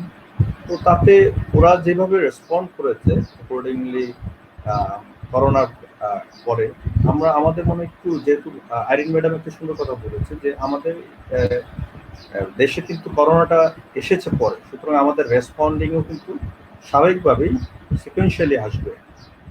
তারপরেও আবার আমাদের দেশের টেকনোলজিক্যাল যে ইনফ্রাস্ট্রাকচার, আমাদের যে স্কিল বলেন, ওটাতে কিন্তু যথেষ্ট ঘাটতি রয়েছে। আমি ব্যক্তিগতভাবে আমাদের বিশ্ববিদ্যালয় যখন সিদ্ধান্ত নেয় বা ইউজিসি যখন অনলাইন ক্লাসের নির্দেশনা দেয়, তার আগে আমি ব্যক্তিগতভাবে প্রস্তুত ছিলাম অনলাইন ক্লাসের জন্য। মিস্টার ফখরুল ইসলাম, আপনি এখন একটি কোশ্চেন হচ্ছে যে আপনাদের বিশ্ববিদ্যালয় কি সকল ডিপার্টমেন্ট অনলাইন ক্লাস কার্যক্রম চালাচ্ছে? হ্যাঁ, আমাদের বিশ্ববিদ্যালয়ের সবগুলো ডিপার্টমেন্টই অনলাইন কার্যক্রম চালাচ্ছে। আমরা একদম 18 মার্চ থেকে আসলে আমাদের ইউনিভার্সিটি অনেকটা ইনস্ট্রাকশন দিয়ে দিয়েছে, একদম 17 তারিখের পরে যে আপনারা অনলাইন ক্লাস নেবেন। তারপর আমরা বিভিন্ন নিউজ পেপারে যেটা দেখলাম যে এই টিচাররা এত কষ্ট করে অনলাইন ক্লাস কার্যক্রম চালাচ্ছে, রিমোট এরিয়ার স্টুডেন্টদের সাথে তারা কানেকশন করে ক্লাস নিচ্ছে। তো তারপরে অনেক প্রাইভেট বিশ্ববিদ্যালয়ের শিক্ষকদের বেতন দেওয়া হচ্ছে না। হ্যাঁ, যদি এটা খুবই দুঃখজনক একটা বিষয়। এই বিষয়ে আপনার কি সাজেশন, এবং এই প্রাইভেট ইউনিভার্সিটির এইচআর পলিসিতে আরো কি জিনিস অন্তর্ভুক্ত করলে মনে হয় যে সকল শিক্ষকরা তাদের রাইট এস্টাবলিশ করতে পারবে? ধন্যবাদ। আসলে আমি একটু আমি নিজেকে বিশ্ববিদ্যালয়ের শিক্ষকের বাইরে যদি আমি একটু দেখি, বাইরে থেকে একটু আলোচনা করি, এইচআর প্রফেশন হিসেবে দেখি, আমি এইচআর বডিগুলোতে বোর্ডে আছি, মেম্বার হিসেবে আছি, এইচআর প্রফেশনাল হিসেবে অবসর করি। সেই জায়গা থেকে যদি দেখি, আসলে বিশ্ববিদ্যালয়গুলোতে আমাদের দেশে এইচআর এক্সিস্ট, আসলে যদি বলি সত্যি কথা বলতে এক্সিস্ট করে। খুব অল্প কিছু প্রাইভেট বিশ্ববিদ্যালয় আছে যেখানে এইচআর ডিপার্টমেন্ট আছে, তারপর আসলে এগুলো নামই। আমাদের দেশে আসলে যদি আপনি প্রাইভেট বিশ্ববিদ্যালয়গুলো বলেন, এখানে টিউশন ফি নিবে, স্টুডেন্টকে শিক্ষা দিতে, সার্টিফিকেট বিতরণ করবে, একটা ট্রেডিশনাল একটা যে ঘরানার শিক্ষা ব্যবস্থা সেটাতে কিন্তু অভ্যস্ত। এর বাইরে শিক্ষকদের যে দেখা গেছে এই যে আজকের করোনা পরিস্থিতি, এটার জন্য যে সাস্টেনেবিলিটি বিশ্ববিদ্যালয়গুলো অর্জন করা দরকার ছিল, আমাদের দেশের বিশ্ববিদ্যালয়গুলো তা আসলে করেনি। কারণ আমাদের দেশের বিশ্ববিদ্যালয় ম্যাক্সিমামই আসলে টিচিং ইউনিভার্সিটি, রিসার্চ ইউনিভার্সিটি না। এই কারণে অনেকেই আসলে সাস্টেনেবিলিটি যে বিষয়গুলো, বিশেষ করে প্রাইভেট বিশ্ববিদ্যালয়গুলো তো অনেক আগে থেকে এখান থেকে পিছিয়ে আছে।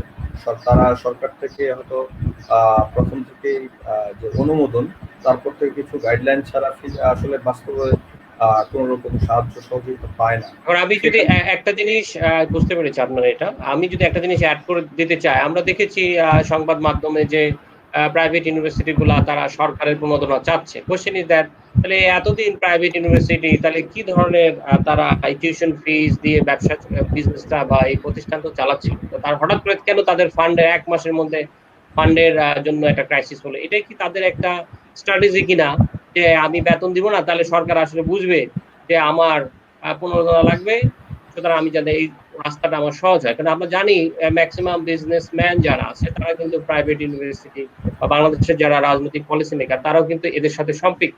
এই বিষয়ে যদি আপনি কিছু বলেন। জি, আসলে আপনি খুব গুরুত্বপূর্ণ একটা প্রশ্ন করেছেন। আমাদের দেশের প্রাইভেট বিশ্ববিদ্যালয়গুলো কিন্তু ট্রাস্টের আন্ডারে। তো এখন প্রতি মানে 1 মাসের মধ্যেই যে এরকম ক্রাইসিস হবে, সেটার জন্য আসলে বাস্তবতা হচ্ছে আমাদের দেশের গুড গভর্নেন্স বিষয়টা আসলে অনুপস্থিত অনেকটা। এটা প্রাতিষ্ঠানিক লেভেলে বলেন, আপনার সামগ্রিকভাবে বলেন, তো এই গুড গভর্নেন্সের অভাবে আসলে এটা হয়েছে। আমাদের দেশের বিশ্ববিদ্যালয়গুলো দীর্ঘদিন অডিট হয় না, কোনো আসলে ইন্টারনাল অডিট হয় না, নিরপেক্ষ কোনো অডিট হয় না। তো তার কারণে কি করে আপনার যে ফিনান্সিয়াল যে ডিসক্লোজারটা, সেটা ঠিকভাবে প্রকাশ হচ্ছে না, এখানে আর্থিক অনিয়ম হয়। তো তারপরে এখানে ট্রাস্টিদের স্বেচ্ছাচারিতা থাকে। তারপর আমি বলবো ইউজিসির কিছু আইনের দুর্বলতা আছে। তারপরে সামগ্রিকভাবে আসলে একটা জিনিস অ্যাড করতে, সেই ইউজিসি আমরা যদি দেখি, আমি বিশ্ববিদ্যালয়ের ছাত্র থেকে সেই 2002 সাল থেকে যদি দেখি, সবসময় তারা বলে আসছে যে ইউজিসিতে বা এই ধরনের সরকারি প্রতিষ্ঠানে আজীবনই লোকজনের অভাব, মনিটরিং এর অভাব, ঠিক আছে। তো আসলে জানি না এই ধরনের লোক বল কবে হবে, কবে মনিটরিং হবে। এখন আমরা যদি চিন্তা করি ট্রান্সপারেন্টের জন্য, যে আমরা দেখি প্রত্যেকটা প্রাইভেট বিশ্ববিদ্যালয় অনুমোদনের জন্য তাদের একটা টাকা কিন্তু ইউজিসি কে জমা দিতে হয়। হ্যাঁ, আমার কোশ্চেন ইজ দ্যাট, ইউজিসি এটা হতে পারে না যে ঠিক আছে ওই বিশ্ববিদ্যালয় একটি ক্রাইসিসে পড়েছে, তাদের ওই ফান্ড থেকে তাদেরকে টাকা দিল, বিকজ আমাদের জানি অলরেডি ঈদ কিন্তু চলে আসবে আর 7-8 দিন পরেই। এটা দেওয়া সম্ভব কিনা? না, আসলে ওটা সম্ভব। আমি একটু এটার অবস্থা কিন্তু পরে আসবে। আপনার যে প্রশ্নটা ছিল, এই অবস্থায় কেন আসবে, যে তার রিজার্ভ ফান্ডে, যেটা আসলে ইউজিসিতে যখন অনুমোদন নেয়, শহর অঞ্চলের বিশ্ববিদ্যালয়গুলোর ক্ষেত্রে 5 কোটি টাকা, আর যে মফস্বল এরিয়াতে হলো 3 কোটি টাকা। তো এটা কেন করতে হবে? কারণ একটা বিশ্ববিদ্যালয় কিন্তু তার এই অবস্থাগুলোকে মাথায় রেখেই কিন্তু চলতে হবে। আজকে করোনা পরিস্থিতি কিন্তু তাদের যে বাস্তব অবস্থা, সেটা কিন্তু উন্মোচন হয়েছে। কিন্তু এটা কিন্তু আগে চলছিলই। আমাদের দেশের ইউজিসি বলেন, আমাদের যা স্টেক হোল্ডার আছে বিশ্ববিদ্যালয়গুলোর, তারা কিন্তু আগে থেকেই আলোচনাটা ছিল, কিন্তু মৃদু আলোচনা ছিল, কিন্তু এই অবস্থাটা কিন্তু আগে থেকে এক্সিস্ট করছিল। আমি একটু একটা মেসেজ দিই। আমি একটি প্রাইভেট বিশ্ববিদ্যালয়ে শিক্ষকদের একটি গ্রুপ মেনটেন করি আমি, যেখানে প্রায় 3,500 শিক্ষক ইতিমধ্যে আছেন। তো তাদের কাছ থেকে আমি একটি ডেটা কালেকশন করেছি যে বেতনের কি অবস্থা, এটা জানবো। আমি 81টি বিশ্ববিদ্যালয়ের, প্রাইভেট বিশ্ববিদ্যালয় 81টি বিশ্ববিদ্যালয়ে তাদের শিক্ষক থেকে আমি এই বেতনের ডেটা নিয়েছি। তো সেটা খুব ভয়াবহ। ইভেন অনেক বিশ্ববিদ্যালয়ে ফেব্রুয়ারি মাস থেকে তাদের বেতন ছিল। ফেব্রুয়ারি, আপনাদের দেশে কিন্তু মার্চের 8 তারিখ থেকেই আপনার করোনা ফার্স্ট কেস আইডেন্টিফাইড হয়েছে, কিন্তু তারা কিন্তু বেতন দিচ্ছে না ফেব্রুয়ারি থেকে। সুতরাং এটা কিন্তু করোনার সাথে সংগতিপূর্ণ, কিন্তু এটা বলাটা আসলে মুশকিল। এটা কিন্তু আমি বলছি আগে থেকে, শুরু থেকে বলছি, আগে থেকেই এক্সিস্ট করছিল।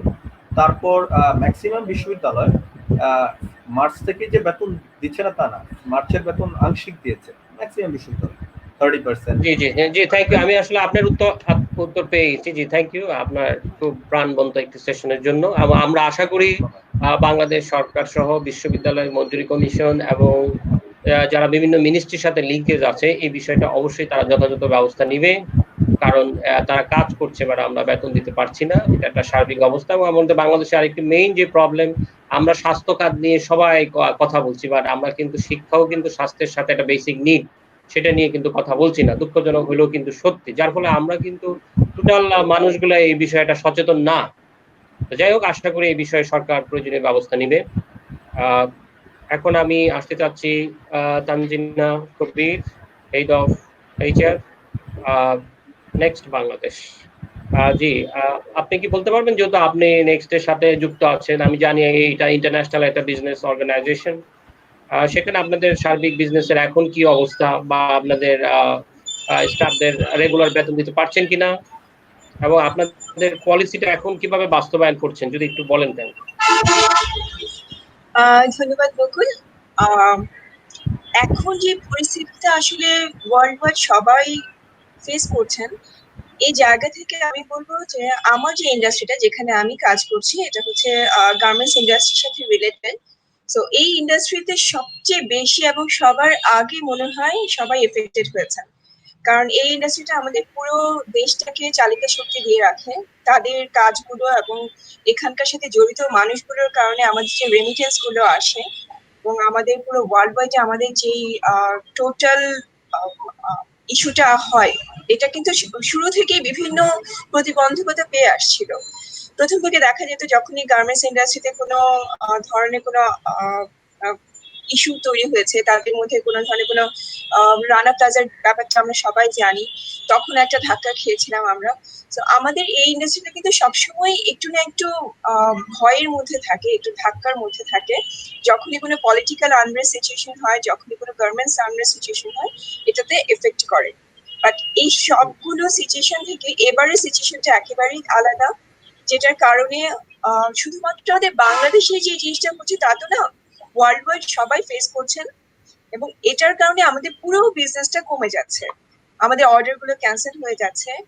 আমাদের বিজিএমই খুবই চেষ্টা করছে যেন কোনো অর্ডার ক্যান্সেল না হয়, এবং সামনে যেন এই জিনিসগুলো কোনোভাবে এফেক্ট না করে, কিন্তু তারপরও আমরা যতই চেষ্টা করি না কেন, এটা এফেক্টটা করছে। এবং আমরা যারা বায়াররা আছি, আমার ইন্ডাস্ট্রিটা হতে দুটো পোর্শনের মানুষ কাজ করে। একটা হচ্ছে গার্মেন্টস এর কোর ইন্ডাস্ট্রি, এবং একটা হচ্ছে বাইং হাউস গুলো। তো আমি আছি নেক্সট সোর্সিং বাংলাদেশ নামে একটা বাইং হাউস, এটা কি ইন্টারন্যাশনাল বাইং হাউস, যেটা ইউকের যে নেক্সট প্রোডাক্টটা আছে ওটা এখান থেকে গার্মেন্টস থেকে সোর্স করে। এখন যদি ইউকের মানুষজন বা ইউকের যে বায়াররা আছে, ওনারা যদি আমাদেরকে কোনো বাইং অর্ডার না দেন, আমরা গার্মেন্টস কে দিব না। সো চেইন রিঅ্যাকশনের মাধ্যমে টোটাল ইন্ডাস্ট্রিটা কিন্তু এখানে সাফার করছে, যার কারণে আমাদের টোটাল গার্মেন্টস এর যে কোর শ্রমিক যারা আছেন, তারা বেতন পাচ্ছেন না, তাদের ওখানে নিয়মিত অফিস ওপেন করা যাচ্ছে না। কোভিড-19 সিচুয়েশনটার কারণে, হেলথ ইস্যুস এর কারণে অনেকগুলো গার্মেন্টস ইন্ডাস্ট্রি ওপেনও করা যাচ্ছে না।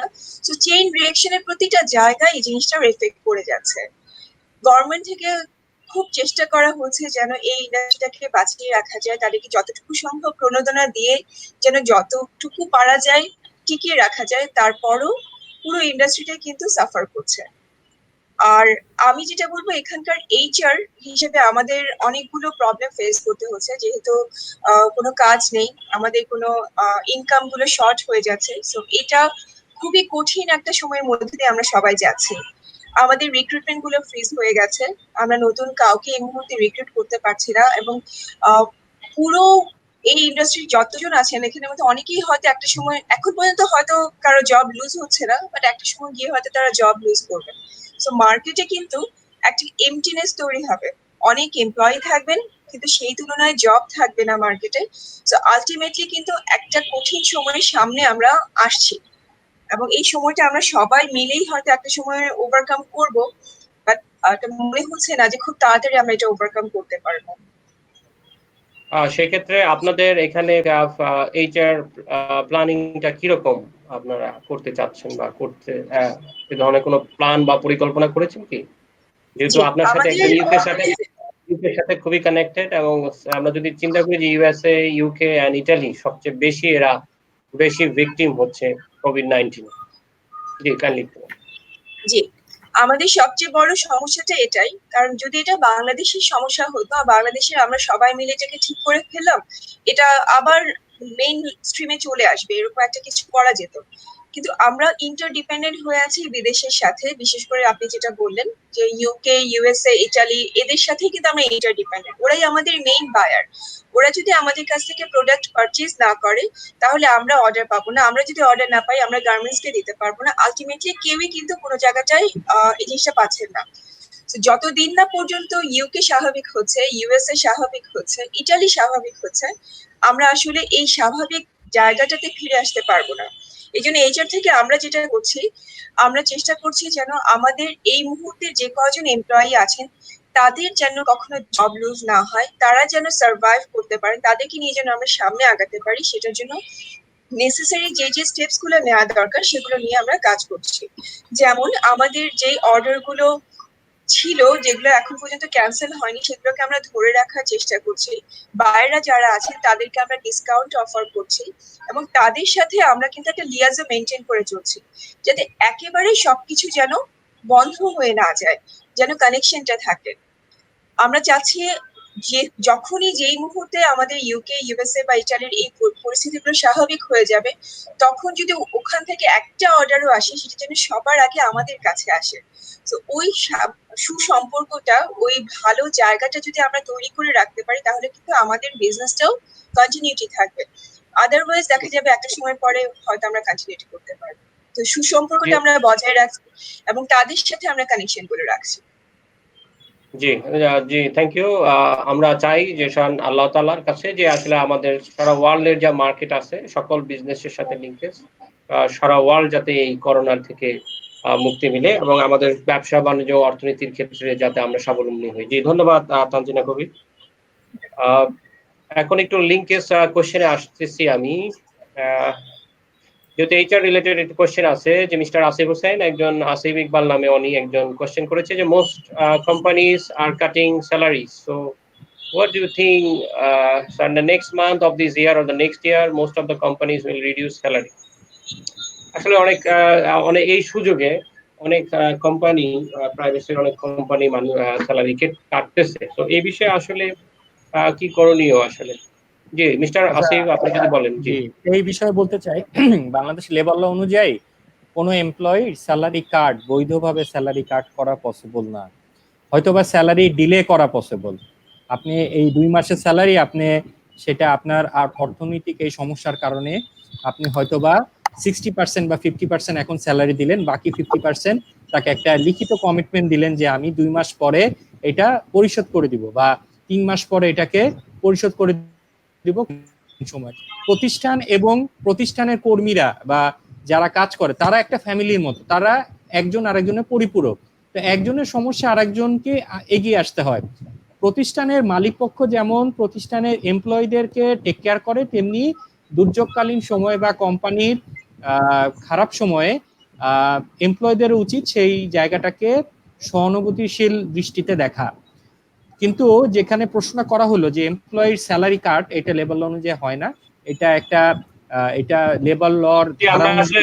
আমরা বুঝতে পেরেছি। আসলে একজন কোশ্চেন করেছেন, মোহাম্মদ আসিফ নেওয়াজ, উনি কোশ্চেন করেছে আপনাকে যে আসলে যেহেতু আমরা এখন একটি প্যান্ডেমিক সিচুয়েশনে আছি, আসলে এখন আমাদের রিক্রুটমেন্ট প্রসেসটা কি রকম হতে পারে যদি যে সকল কোম্পানি নিতে চায়। এই মুহূর্তে যেহেতু আমরা এখনো অফিস আমরা ওপেন করিনি, তো রিক্রুটমেন্টের ক্ষেত্রে আমরা আমাদের অর্গানাইজেশনের ক্ষেত্রে বলছি, আমাদের যেটা পাইপলাইনে যে রিক্রুটমেন্ট গুলো ছিল সেগুলোকে আমরা প্রায়োরিটাইজ করেছি। সব ক্ষেত্রেই তাই হবে, সব প্রতিষ্ঠানে প্রায়োরিটাইজ করবে যে যেই জায়গাতে আমার রিক্রুটমেন্ট না করলেই না, সেই জায়গাগুলোতে আসলে রিক্রুটমেন্ট করা হবে। এবং যে কথাটা আগে যেটা বললাম, তখন ডাইভার্সিফাইড রিক্রুটমেন্ট হবে, অর্থাৎ আমার ওই কাজের জন্য যতটুকু দরকার হয় সেটাকে আমি খণ্ডকালীন কোনো একজন চাকরিজীবীকে বেছে নিব, নাকি একজন পার্মানেন্টকে বেছে নিব, নাকি একজন ইন্টার্নকে বেছে নিব, সেইটাকে অ্যানালাইসিস করার দায়িত্ব তখন কোম্পানির যারা ম্যানেজমেন্ট থাকবে বা সংশ্লিষ্ট যে ডিপার্টমেন্ট থাকবে তারা এইচআর এর উপরে এটা অ্যানালাইসিস করে এটা বের করবে।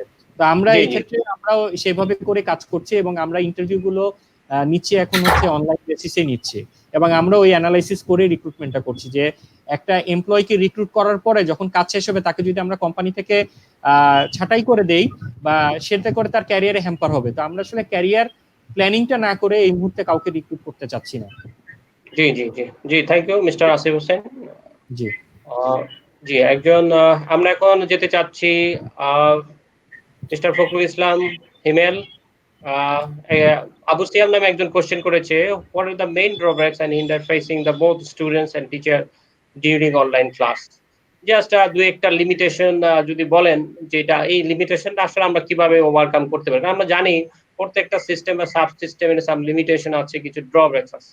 কোশ্চেন ইজ দ্যাট আমরা দুই একটা লিমিটেশন আমাদের থাকতে পারে, যেহেতু আমরা আপনার সাথে একটু জাস্ট যেমন আমাদের গতকালকে যে আমি আলোচনা করেছিলাম, আমি বলেছিলাম যে আমাদের হয়তো বা এই যে ব্যান্ডউইথ হয়তো বা অনেক জায়গায় স্লো পাওয়া যেতে পারে, অথবা আমাদের নেটওয়ার্কে কোনো সমস্যা হতে পারে, বা আমাদের যারা student they are facing financial problem, এই ধরনের কিছু হতে পারে। সো এগুলো আসলে খুব বেশি যে লিমিটেশন আমার কাছে মনে হয় না। তারপর আমি একটু মিস্টার ফখরুল ইসলাম হিমেল, আপনি যদি দু একটা ড্রব্যাকস বলতে পারেন।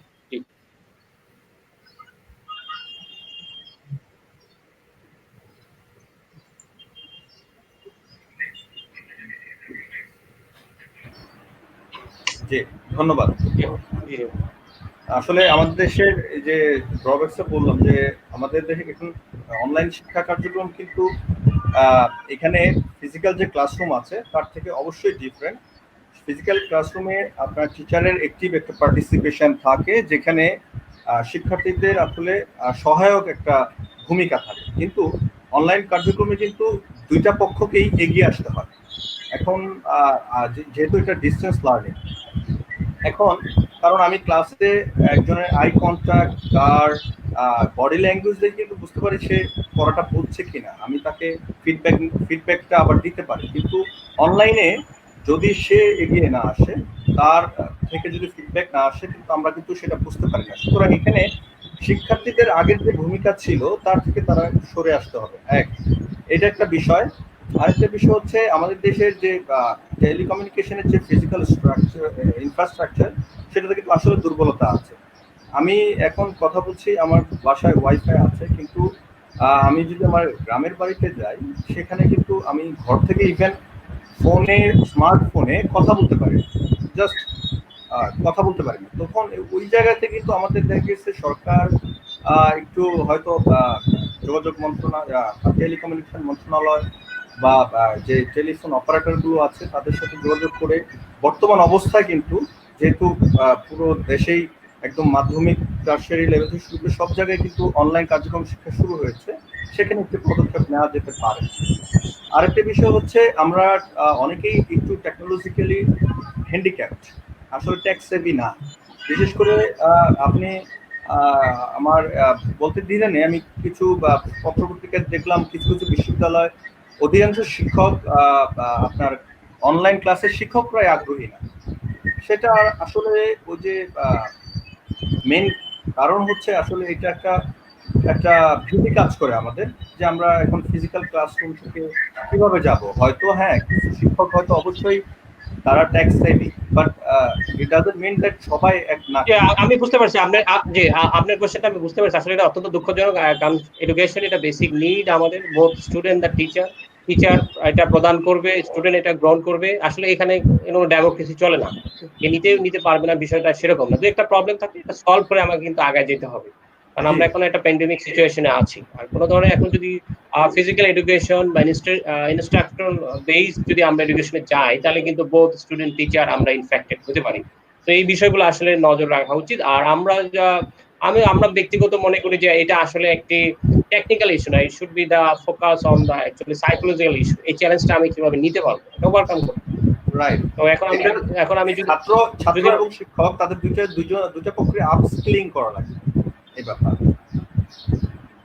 জি, থ্যাংক ইউ। জি, ডক্টর জি মোহাম্মদ ফখরুল ইসলাম, জি ধন্যবাদ আপনাকে। জি, একজন কোয়েশ্চেন করেছেন, আমি ম্যাডামের কাছে যদি আসতে চাই, হয়তোবা আপনি কিছু বলেছেন, আর কিছু যদি এড করতে চান ম্যাডাম, আপনি এড করতে পারেন। Professor doctor Irin Akter. So একজন কোয়েশ্চেন করেছেন, শারমিন নিমা স্যার, ছাত্ররা এই সময় ক্যারিয়ারের জন্য কি করতে পারে?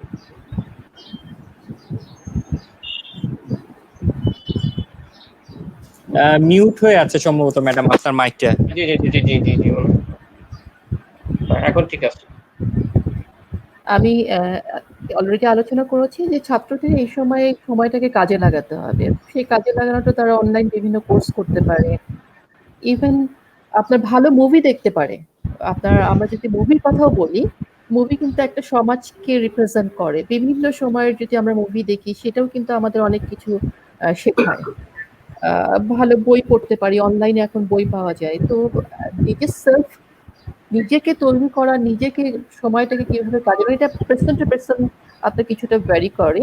তবে ক্যারিয়ারের কথা যদি এখন বলা হয়, ক্যারিয়ারের ক্ষেত্রে তাদেরকে এই যে বিভিন্ন অনলাইন সেশন হচ্ছে এবং যারা কর্পোরেট লেভেল থেকে আসছে তারা কিন্তু খুব স্পেসিফিক বলে দিচ্ছে যে তারা কি চায়। তো এইগুলো যদি তারা একটু অংশগ্রহণ করে, একটু দেখে যে কি চাচ্ছে, সফট স্কিল, টেকনিক্যাল স্কিল, এই জায়গাগুলোতে তারা নিজেদের একটু তৈরি করতে পারে এই সময়টা, যেহেতু তারা ঘরে বসে আছে। এটা একটা ভালো সময়টাকে কাজে লাগাতে পারে। ধন্যবাদ। জি জি জি, থ্যাংক ইউ ম্যাডাম। তবে আমি একটা একজন কথা আগের প্রশ্নের সূত্র ধরে একটু উত্তর দিতে জি চাই। সেটা জি জি হচ্ছে শিওর যে ম্যাডাম, জি বলুন। আপনার অনলাইন ক্লাসের যে আপনার খারাপ দিকটা, আমি এখন যদি নাট্যতত্ত্ব ডিপার্টমেন্টের এক্সাম্পল দিই, নাট্যতত্ত্ব ডিপার্টমেন্ট ধরেন অনলাইনে তো আপনার একটা ওদের যা শেখানো হয় সেটা তো আসলে অনলাইনে ভাবে হবে না। তো কিছু কিছু সময় ফিজিক্যাল আপনার প্রেজেন্ট খুবই ইম্পর্টেন্ট। আমরা ক্লাসে যেমন ছেলে মেয়েদেরকে চোখ রিড করার চেষ্টা করি যে ছেলেটা হয়তো ফিজিক্যালি আছে, মেন্টালি নাই, যেটা অনলাইনের ক্ষেত্রে একটা বিশাল বাধা। কিন্তু বসে তো থাকা যাবে না, কিন্তু অনলাইনে আমাদের এগোতে হবে। ধন্যবাদ। জি ম্যাডাম। কিছু ডিপার্টমেন্ট আসলে কিছু ব্যতিক্রম আছে যেখানে ফিজিক্যাল এক্সিস্টেন্স দরকার আছে, হইতে পারে, অথবা 95% আমরা ওভারকাম করতে পারবো, 5% আমরা পারবো। তো আশা করি। জি জি, থ্যাংক ইউ ম্যাডাম। আজ একটি কোশ্চেন আছে, আমি যদি এই কোশ্চেনের জন্য তানজিনা কবির ওনার কাছে আসি, যে many student are interested in doing business but most of they fail to earn profit because of the labor experience. What skill they should develop to overcome this? ধন্যবাদ তাবাসসুম মেহনাজ। অ্যাকচুয়ালি একটা সময় ছিল যখন আমরা সবাই অনলাইন বিজনেসের ব্যাপারে কিন্তু অনেক বেশি ইন্টারেস্টেড হয়েছিলাম, কারণ এই জায়গাটাতে আমরা খুব স্বল্প পুঁজি দিয়ে সামনে আগাতে পারছিলাম। এই জন্য অনেক ছাত্ররা, অনেক যারা বাসায় থেকে কাজ করেন এরকম অনেক মহিলারা, ওনারাও কিন্তু এই বিজনেসটাতে সামনে এগিয়ে এসেছিলেন। এবং এই সময়টাতে হয়তো কিছুটা হলে সেটাকে হ্যাম্পার করেছে, বাট আমি বলবো না যে একেবারেই পুরো জিনিসটা বন্ধ হয়ে গেছে। কারণ এখনই হচ্ছে সময় যখন এই অনলাইন বেসড যে বিজনেস গুলো আছে এগুলো খুব সামনে এগিয়ে নিয়ে যেতে পারি আমরা। এগুলোকে যদি একটু সুন্দরভাবে সাজিয়ে নেই, একটু যদি আমরা অ্যানালাইসিস করে তারপর এগুলোতে আমরা জড়াই, আমরা কিন্তু এই জায়গাটাকে এক্সপ্লোর করতে পারি। তো এই জন্য আমি বলবো যে যেসব স্টুডেন্টরা যারা অনলাইন বিজনেস এর ব্যাপারে ইন্টারেস্টেড ছিলেন তারা ওখান থেকে করতে পারেন। বাট হ্যাঁ, বিজনেস মানেই কিন্তু সেখানে প্রফিট এন্ড লস থাকবে। কখনো আমরা প্রফিট আর্ন করবো, কখনো আমরা লস হতে পারে। থেমে গেলে হবে না। যদি প্রফিট নাও হয়, হয়তো আমরা এটাকে একটু সুন্দরভাবে আবার অর্গানাইজ করে নিতে পারি, একটু কাটছাট করে আমাদের নিজেদের আয়োজন গুলাকে একটু সাজিয়ে নিতে পারি। বাট থেমে যাওয়া মানে কিন্তু হেরে যাওয়া। থেমে না গিয়ে আমরা সামনে আগাতে পারি। আমি একটা ছোট্ট উদাহরণ দেব। যখন এই প্যান্ডেমিকটা শুরু হয় তখন কিন্তু অনেকগুলো বিজনেস ইন্ডাস্ট্রি আছে যারা তাদের বিজনেসটাকে কিন্তু পার্শিয়ালি একটু চেঞ্জ করে নিয়েছিলেন। কেউ স্যানিটাইজার যেই ম্যাটেরিয়াল গুলো আছে ওদিকে চলে গিয়েছিলেন, কেউ মাস্কের যে ম্যাটেরিয়ালস গুলো আছে সেগুলোতে ঢুকে গেছেন। তো সময়ের সাথে তাল মিলিয়ে আমরা যদি আমাদের বিজনেসটাকে একটু রিঅর্গানাইজ করে নিই, তাহলে সবসময় আমরা যদি প্রফিট নাও করি, অ্যাটলিস্ট আমরা লসে যাব না। তো এই জন্য আমি সবার কাছে বলবো যে যারা বিজনেসটা করতে চান তারা একটু অ্যানালাইসিস করে নেন, একটু বুঝে নেন যে এই সময়টা মানুষের ডিমান্ডটা কি, কিভাবে করলে বিজনেসটাকে নিয়ে সামনে আগানো যায়, ওভাবেই আমরা নতুন করে সামনে আগাবো। জি জি জি, ধন্যবাদ আপনাকে আপনার সুন্দর উপস্থাপনার জন্য। যে আসলে আমরা যারা স্টুডেন্ট আমরা কোন ধরনের বিজনেস করতে পারি। আসলে যেহেতু বিজনেস মানে প্রফিট এন্ড লস, সেক্ষেত্রে ওইটা অ্যাজাম করেই আসলে আমাদের আগাইতে হবে। জি ধন্যবাদ আপনাকে। জি এখন আমরা আসবো হচ্ছে কাজী সুফিয়া রুমকি, উনি অ্যাসিস্ট্যান্ট ম্যানেজার ইপিলিয়ন গ্রুপের। ধন্যবাদ। জি এর আগে আমি আসলে আপনার কাছে একটু কোশ্চেন যে আপনারা ইপিলিয়ন গ্রুপের আসলে কি কি ধরনের বিজনেস আছে? আমরা সবাই চিন্তিত প্রাইভেট সেক্টরের বেতন টেতন নিয়ে, এগুলো যদি আপনি একটু বলবেন, এবং আপনার এই করোনাকালীন সময়ে আপনাদের স্টাফদের কি ধরনের ব্যবস্থা নিচ্ছেন? আচ্ছা, ধন্যবাদ আমাকে এখানে কথা বলতে দেওয়ার সুযোগ করে দেওয়ার জন্য। অ্যাকচুয়ালি আমাদের সিস্টার কনসার্ন অনেকগুলা। আমাদের হচ্ছে গার্মেন্টস, টেক্সটাইল, হ্যাঁ, Epyllion food and beverage, real estate, সব ধরনেরই ইয়ে আছে আমাদের ইউনিটে কাজ করছে। তো বেসিক্যালি আমাদের মেইন ইয়ে হচ্ছে হিউম্যান স্পিরিট। আমরা হচ্ছে হিউম্যান ডেভেলপমেন্ট নিয়ে কাজ করি, আমাদের মেইন ফোকাস থাকে ওইখানে। তো এই প্যান্ডেমিক সিচুয়েশনে হচ্ছে 3-4টা সেক্টরে। একটা হচ্ছে রিস্ক ম্যানেজমেন্ট, ফিনান্সিয়াল যে সেক্টরটা সেখানে, এবং হচ্ছে সেফটি সিকিউরিটি এবং এমপ্লয়ি এঙ্গেজমেন্ট।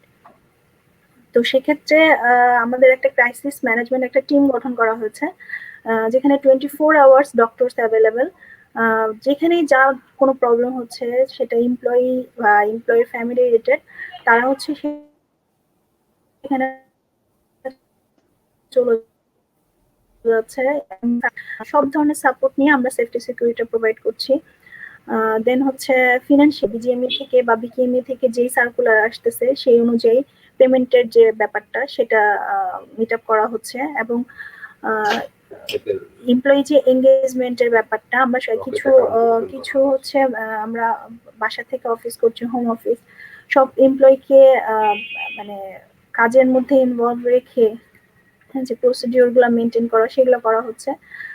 আর হচ্ছে আমাদের যে পেমেন্টের রকেটের মাধ্যমে পেমেন্ট গুলো দেওয়া হচ্ছে, যাতে প্রত্যেকটা ওয়ার্কার তার পেমেন্টটা পেয়ে যায় টাইমে। মোটামুটি সবারই আমাদের রকেট অ্যাকাউন্ট হয়ে গিয়েছে। আর সিএসআর অ্যাক্টিভিটিস এর মাধ্যমে আমাদের কিছু প্রোভাইড করা হয়েছে, যেমন 75,000 পিপি প্রোভাইড করা হয়েছে বিভিন্ন হসপিটাল গুলাতে। তারপরে হচ্ছে অসহায়ের পাশে দাঁড়ানো, যারা হচ্ছে 2 বেলা খাবার খেতে পারছে না, তাদেরকে ফুড প্রোভাইড করা হয়েছে। তারপরে হচ্ছে আমাদের অ্যাওয়ারনেস ক্যাম্পেইন প্রায় হচ্ছে 63টা জেলা ইউনিয়নে অ্যাওয়ারনেস সেশন করা হয়েছে। এবং লাস্ট কিছু আমাদের যে এমডি স্যার, সেখানে হচ্ছে তৃণমূলের যে ফুটবলার কোচরা আছে, ওদেরকে এই যে ঈদের আগে কিছু ফিনান্সিয়াল সাপোর্ট প্রোভাইড করা হয়েছে। তো এই জি থ্যাংক ইউ। আমরা বুঝে পেয়েছি যে আপনারা আসলে কিছুটা হইলো লজিস্টিক সাপোর্ট দিচ্ছেন এমপ্লয়িদের, এবং আশা করি এই প্লেন গ্রুপকে যে ধরনের সাপোর্ট দিচ্ছে, অন্যান্য যারা এক্সপোর্ট ওরিয়েন্টেড রেডিমেড গার্মেন্টস আছে বা লোকাল ইন্ডাস্ট্রি আছে, তারাও এইভাবে আসলে ফলো করছে। সো একজনের মধ্যে কোশ্চেন আছে একটা, যদি এটা ওপেন আমি দিয়ে দিই, যা সো কায়ুম কাফি নামে একজন কোশ্চেন করছে, how do a student get prepared himself for becoming HR manager, which skill they need for becoming a HR manager? So যে কেউ এটা উত্তর দিতে পারে। আচ্ছা, আমি একটু বলতে চাই। কায়ুম কাফির প্রশ্নের উত্তরটা এরকম যে আমরা যে আপনি যে প্রশ্নটা করেছেন সেই প্রশ্নটা হয়ে গেল অনেকটা এরকম যে ক্লাস 1 এর একজন বাচ্চা যদি বলে যে আমি ক্লাস 10-এ কিভাবে যে পারফর্ম করতে চাই, সেটা আসলে ক্লাস 10-এ ওইভাবে পারফর্ম করা যাবে না, তাকে ধাপে ধাপে যেতে হবে। সেম ওয়েতে কায়ুম কাফির জন্য আমি বলতে চাই যে একটা অর্গানাইজেশনে ঢুকতে হলে আগে এইচআর ম্যানেজার না, এইচআর ম্যানেজারের আগে নিচে আগে অনেকগুলো রোল আছে। ম্যানেজারের রোলটা বলতে যেটা বোঝানো হয় যে তার আন্ডারে যারা থাকবে, অর্থাৎ তার অধীনে যারা থাকবে, তাদেরকে ম্যানেজ করা এবং তার নিজস্ব দক্ষতা এবং বুদ্ধিমত্তা দিয়ে সেই কাজটাকে করতে পারে। একজন ম্যানেজারের দায়িত্ব হচ্ছে উনি একজন মাঝখানে থাকেন, উনার উপরে যারা টপ টায়ারে যে থাকেন তার নির্দেশনাগুলো তার নিচের অধীনস্থ যারা আছে তাদেরকে সেই দিক নির্দেশগুলো দেন, তাদেরকে টেক কেয়ার করেন, তাদেরকে সুন্দরভাবে কাজ করার জন্য বিভিন্ন গাইড করেন। সেভাবে আর তার একটু যদি আমি মনে হয় অ্যাড করে নিই এই ম্যানেজার ট্যানেজার না, আমার কাছে মনে হচ্ছে যে আসলে এইচআর এক্সিকিউটিভ যদি বলি তাহলে ওনার কাছে ক্লিয়ার হবে, এক্স্যাক্টলি। কারণ হচ্ছে কি হ্যাঁ না, ইজ আমি নট ওইটা ম্যানেজার। আসছি, কারণ হচ্ছে কনসেপ্টটা তো ক্লিয়ার করতে হবে ওনাকে। জি জি তো এইচআর ম্যানেজারের রোলটা হচ্ছে এইটা। তো এইটা একজন এইচআর ম্যানেজার হতে হলে একজন এমপ্লয়ির জয়েন করার পর, অর্থাৎ এক্সিকিউটিভ দেন অ্যাসিস্ট্যান্ট ম্যানেজার, এরকম বিভিন্ন কোম্পানি হায়ারকি থাকে। তো ওই জায়গাটা যেতে হলে তার কমপক্ষে 5 থেকে 7 বছর লাগে, কারণ তাকে ওই প্রতিষ্ঠানটা সম্পর্কে জানতে হয়, প্রতিষ্ঠানে এইচআরটা সম্পর্কে জানতে হয়, এবং তার থেকে বড় জিনিস যেটা ম্যাচুরিটি তার হইতে হয়। অর্থাৎ আমি একজন মানুষের কে ম্যানেজ করার জন্য আমার কি কি জিনিসগুলো জানতে হবে, communication skill, leadership skill, managerial qualities, এবং সব থেকে বড় জিনিস যেটা সেটা হচ্ছে আপনার এই সিচুয়েশন বেসড যে ডিসিশনগুলো সেটা নিতে জানতে পারতে হয়। তো একজন স্টুডেন্টের আমি মনে করি যে এক্সিকিউটিভ লেভেলে যাওয়ার জন্য তার বেসিক যে এইচআর এর যে কনসেপ্টগুলো আছে সেগুলো ক্লিয়ার থেকে সেই জায়গাতে ফোকাস করা উচিত। সেখান থেকে আস্তে আস্তে তার যখন এক একটা ফোকাল পয়েন্ট আছে, যেমন রিক্রুটমেন্ট আছে, যেমন ট্যালেন্ট ম্যানেজমেন্টকে এখন রিক্রুটমেন্টের কে আমরা বলি ট্যালেন্ট ম্যানেজমেন্ট, রিক্রুটমেন্ট হচ্ছে ট্যালেন্ট ম্যানেজমেন্ট একটা পার্ট, এমপ্লয়ি রিটেনশন ওইটাও একটা পার্ট, দেন হচ্ছে পারফরমেন্স ম্যানেজমেন্ট, অর্থাৎ এমপ্লয়ি কিভাবে আমি কম্পিটেন্সি ডেভেলপ করব, আমি তাদের কম্পেনসেশন ম্যানেজমেন্টটা কিভাবে করব, লার্নিং এন্ড ডেভেলপমেন্টটা কি করব। ওইভাবে যখন আস্তে আস্তে তার একটা যে কোনো সেক্টরে যখন তার কোয়ালিটিটা ডেভেলপ করে, তখন আস্তে আস্তে সেই প্রতিষ্ঠানের হায়ারকি অনুযায়ী বা তার প্রমোশনের পলিসি অনুযায়ী তাদেরকে উপরে উঠে আসতে হয়। এটার জন্য যেগুলো প্রয়োজন সেগুলা বললাম। আমি এক কথা আরেকবার বলতে চাই, সেটা হচ্ছে তার স্কিলগুলোকে ডেভেলপ করা, 2 নম্বর হচ্ছে তার ম্যানেজারিয়াল স্কিলটা আস্তে আস্তে ডেভেলপ হবে, দেন হচ্ছে ম্যাচুরিটি। এই তিনটার কম্বিনেশন যখন থাকবে তখন অটোমেটিকই তাকে প্রতিষ্ঠান তাকে ম্যানেজারের রোলে তাকে দিবে। আশা করি আমি প্রশ্ন উত্তরটা দিতে পেরেছি। জি জি জি জি thank you mister Mohammad Asif Hossain আপনার সুন্দর উপস্থাপনার জন্য। অ্যাকচুয়ালি আসলে আমাদের বাংলাদেশের পার্সপেক্টিভ যে আসলে আমরা যদিও একটি খুব ক্রাইসিস মোমেন্ট দিয়ে যাচ্ছি, কম বেশি সকল ধরনের প্রতিষ্ঠান কিন্তু এটা একটা ভিকটিম। তো এটাকে আমরা খুব নর্মাল অবস্থা যদি চিন্তা করে দেখি, শুধু আমার প্রতিষ্ঠানের অবস্থা তা একই রকম সেটা না, সকল প্রতিষ্ঠানের অবস্থা কিন্তু একই রকম। তো বিভিন্ন একটা চ্যালেঞ্জের মধ্য দিয়ে আমরা কিন্তু পার হচ্ছি। তো এখন আপনারা যদি যেহেতু আমরা আলোচনা শেষ পর্যায়ে চলে আসছি, আপনারা কোনো কিছু যদি অ্যাড করতে চান তাহলে আপনারা অ্যাড করতে পারেন। কোনো সাজেশন বা কোনো কিছু যদি অ্যাড করতে প্রয়োজন হয়। আমি দু একটা কথা বলতে চাই, যেহেতু এখানে আমি 3 জনকে পেয়ে গেছি। তো সেক্ষেত্রে আমি কিছুদিন আগে যখন আপনার ক্লাস নিচ্ছিলাম, আমার এইচআর কিছু স্টুডেন্টের কিছু প্রশ্ন ছিল। সেই প্রশ্নগুলোর এরকম যে এই যে রিক্রুটমেন্টে যাবে, বিভিন্ন অর্গানাইজেশন বলছে জব হারাবে। আমরা জানি যে পুরো পৃথিবীর প্রায় 50 কোটি মানুষের হয়তো জব থাকবে না। তো সেক্ষেত্রে আমি রুজভেল্টের কথা আবারও যদি ফিরে আসি, আপনার ফ্র্যাঙ্কলিন রুজভেল্ট, উনি ওই সময় একটা পলিসি ডেভেলপ করেছেন যেটাকে বলা হতো নিউ ডিল পলিসি, এবং যে পলিসিটা আপনার কিছুটা against the laces fair policy. তো সেক্ষেত্রে অর্গানাইজেশন তারা বলছে যে আপনাকে টেকনোলজি শিখতে হবে, আপনাকে তৈরি করতে হবে, জবের জন্য রেডি হচ্ছেন, কিন্তু যাদেরটা চলে যাচ্ছে, এই যে এত মানুষ জব হারাচ্ছে, যারা এতদিন এইচআর এর সাথে ছিল, তাদেরকে নিয়ে এইচআর কি ভাবছে, তাদেরকে নিয়ে কি এইভাবে আপনার নিউ ডিল পলিসির মতো এরকম কিছু ভাবা যায় কিনা, যে হচ্ছে আপনার একটা ইন্স্যুরেন্স তাদেরকে কভার করবে বা কোনো একটা কিছু, সো দেন আপনার পুরো এই মানুষগুলো যখন জব হারাবে, একটা সমাজ যদি ভেঙে যায়, সমাজে যদি একটা আপনার অনেক মানুষ আনএমপ্লয়েড থাকে, তাহলে সেক্ষেত্রে কি আপনার একটা সমাজের মানে ভারসাম্য নষ্ট হতে পারে না? যে সেটা কিন্তু মানে ফিরে আসবে প্রোডাক্টের উপর। আমি যেরকম বলি যে আমরা প্রত্যেকটা মানুষ একটা প্রোডাক্ট সেল করি, কিনি কিন্তু 10টা প্রোডাক্ট।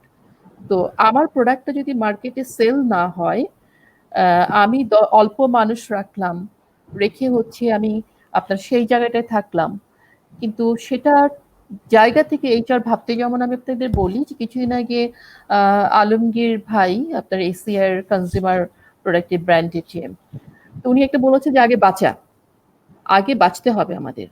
তো সেক্ষেত্রে আমরা এমপ্লয়কে ছাড় করাটা বেশি জরুরি, নাকি হচ্ছে পলিসিটাকে আবার রিফর্ম করে সবাইকে কিছুটা আপনার ইনসেন্টিভ বা এই পলিসিগুলোকে মানে চেঞ্জ করে সবাইকে আপনার অ্যাকোমোডেট করা সম্ভব কিনা।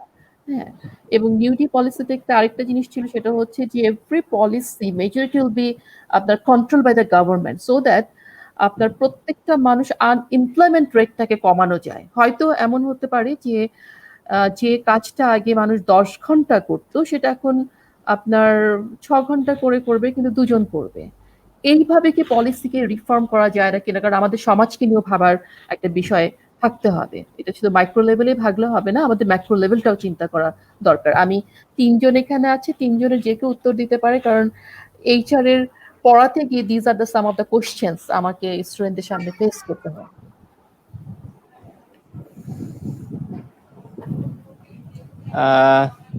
ধন্যবাদ। আমি যদি প্রশ্নের উত্তরটা দেই সবার পক্ষ হয়ে, সেটা হচ্ছে যে হ্যাঁ, এইভাবে করা পসিবল। আমি যেটা বললাম যে নিউ নর্মাল বলে যে জিনিসটার বা যে ওয়ার্ডটার এখন প্রাদুর্ভাব হয়েছে, অর্থাৎ নিউ নর্মাল, আপনাদের গ্লোবাল ট্রেন বা যেটার কথা বলি না বা লোকাল, বিশ্বের যে অন্যান্য অনেক উন্নত দেশ আছে যারা হচ্ছে চাকরি চলে গেল তাদেরকে বিভিন্ন বেকার ভাতা প্রদান করে, বাট আমাদের দেশে এরকম সেই সুযোগটা নাই।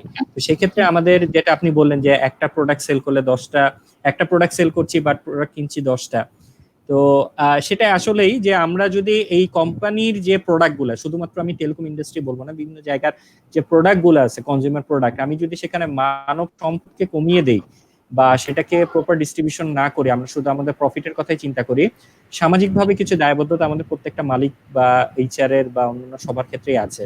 তো সেটাকে জব লোকেশন বা জব রোটেশন বা আমি জব অ্যালোকেশন, অর্থাৎ একটা নতুন করে একটা তৈরি করার অবশ্যই অবকাশ আছে এবং এটাকে মাথায় রেখে আসলে করতে হবে। কারণ আপনার জব কাট করলাম, এভাবে যদি জব কাট হয় তাহলে আমার প্রোডাক্টটা কে কিনবে? একটা সময়ে আমার তো প্রোডাক্টটাতে এমন না যে আমার প্রোডাক্টটা শুধুমাত্র গুটি কয়েক একটা মানুষের জন্য আমি করছি। আমি যদি আমার টেলিকম ইন্ডাস্ট্রির কথাই বলি, যে আমাদের ধরেন কথার কথা, আমি এখন মানুষের জব নাই, এখন মানুষ, বাংলাদেশের মানুষের এমনও আছে যে তারা প্রয়োজনে অন্যান্য সামগ্রীর কথা কেনা বাদ দিয়ে তারা কিন্তু মোবাইলের ব্যান্ডউইথটা কেনে যাতে কানেক্টেড থাকার জন্য।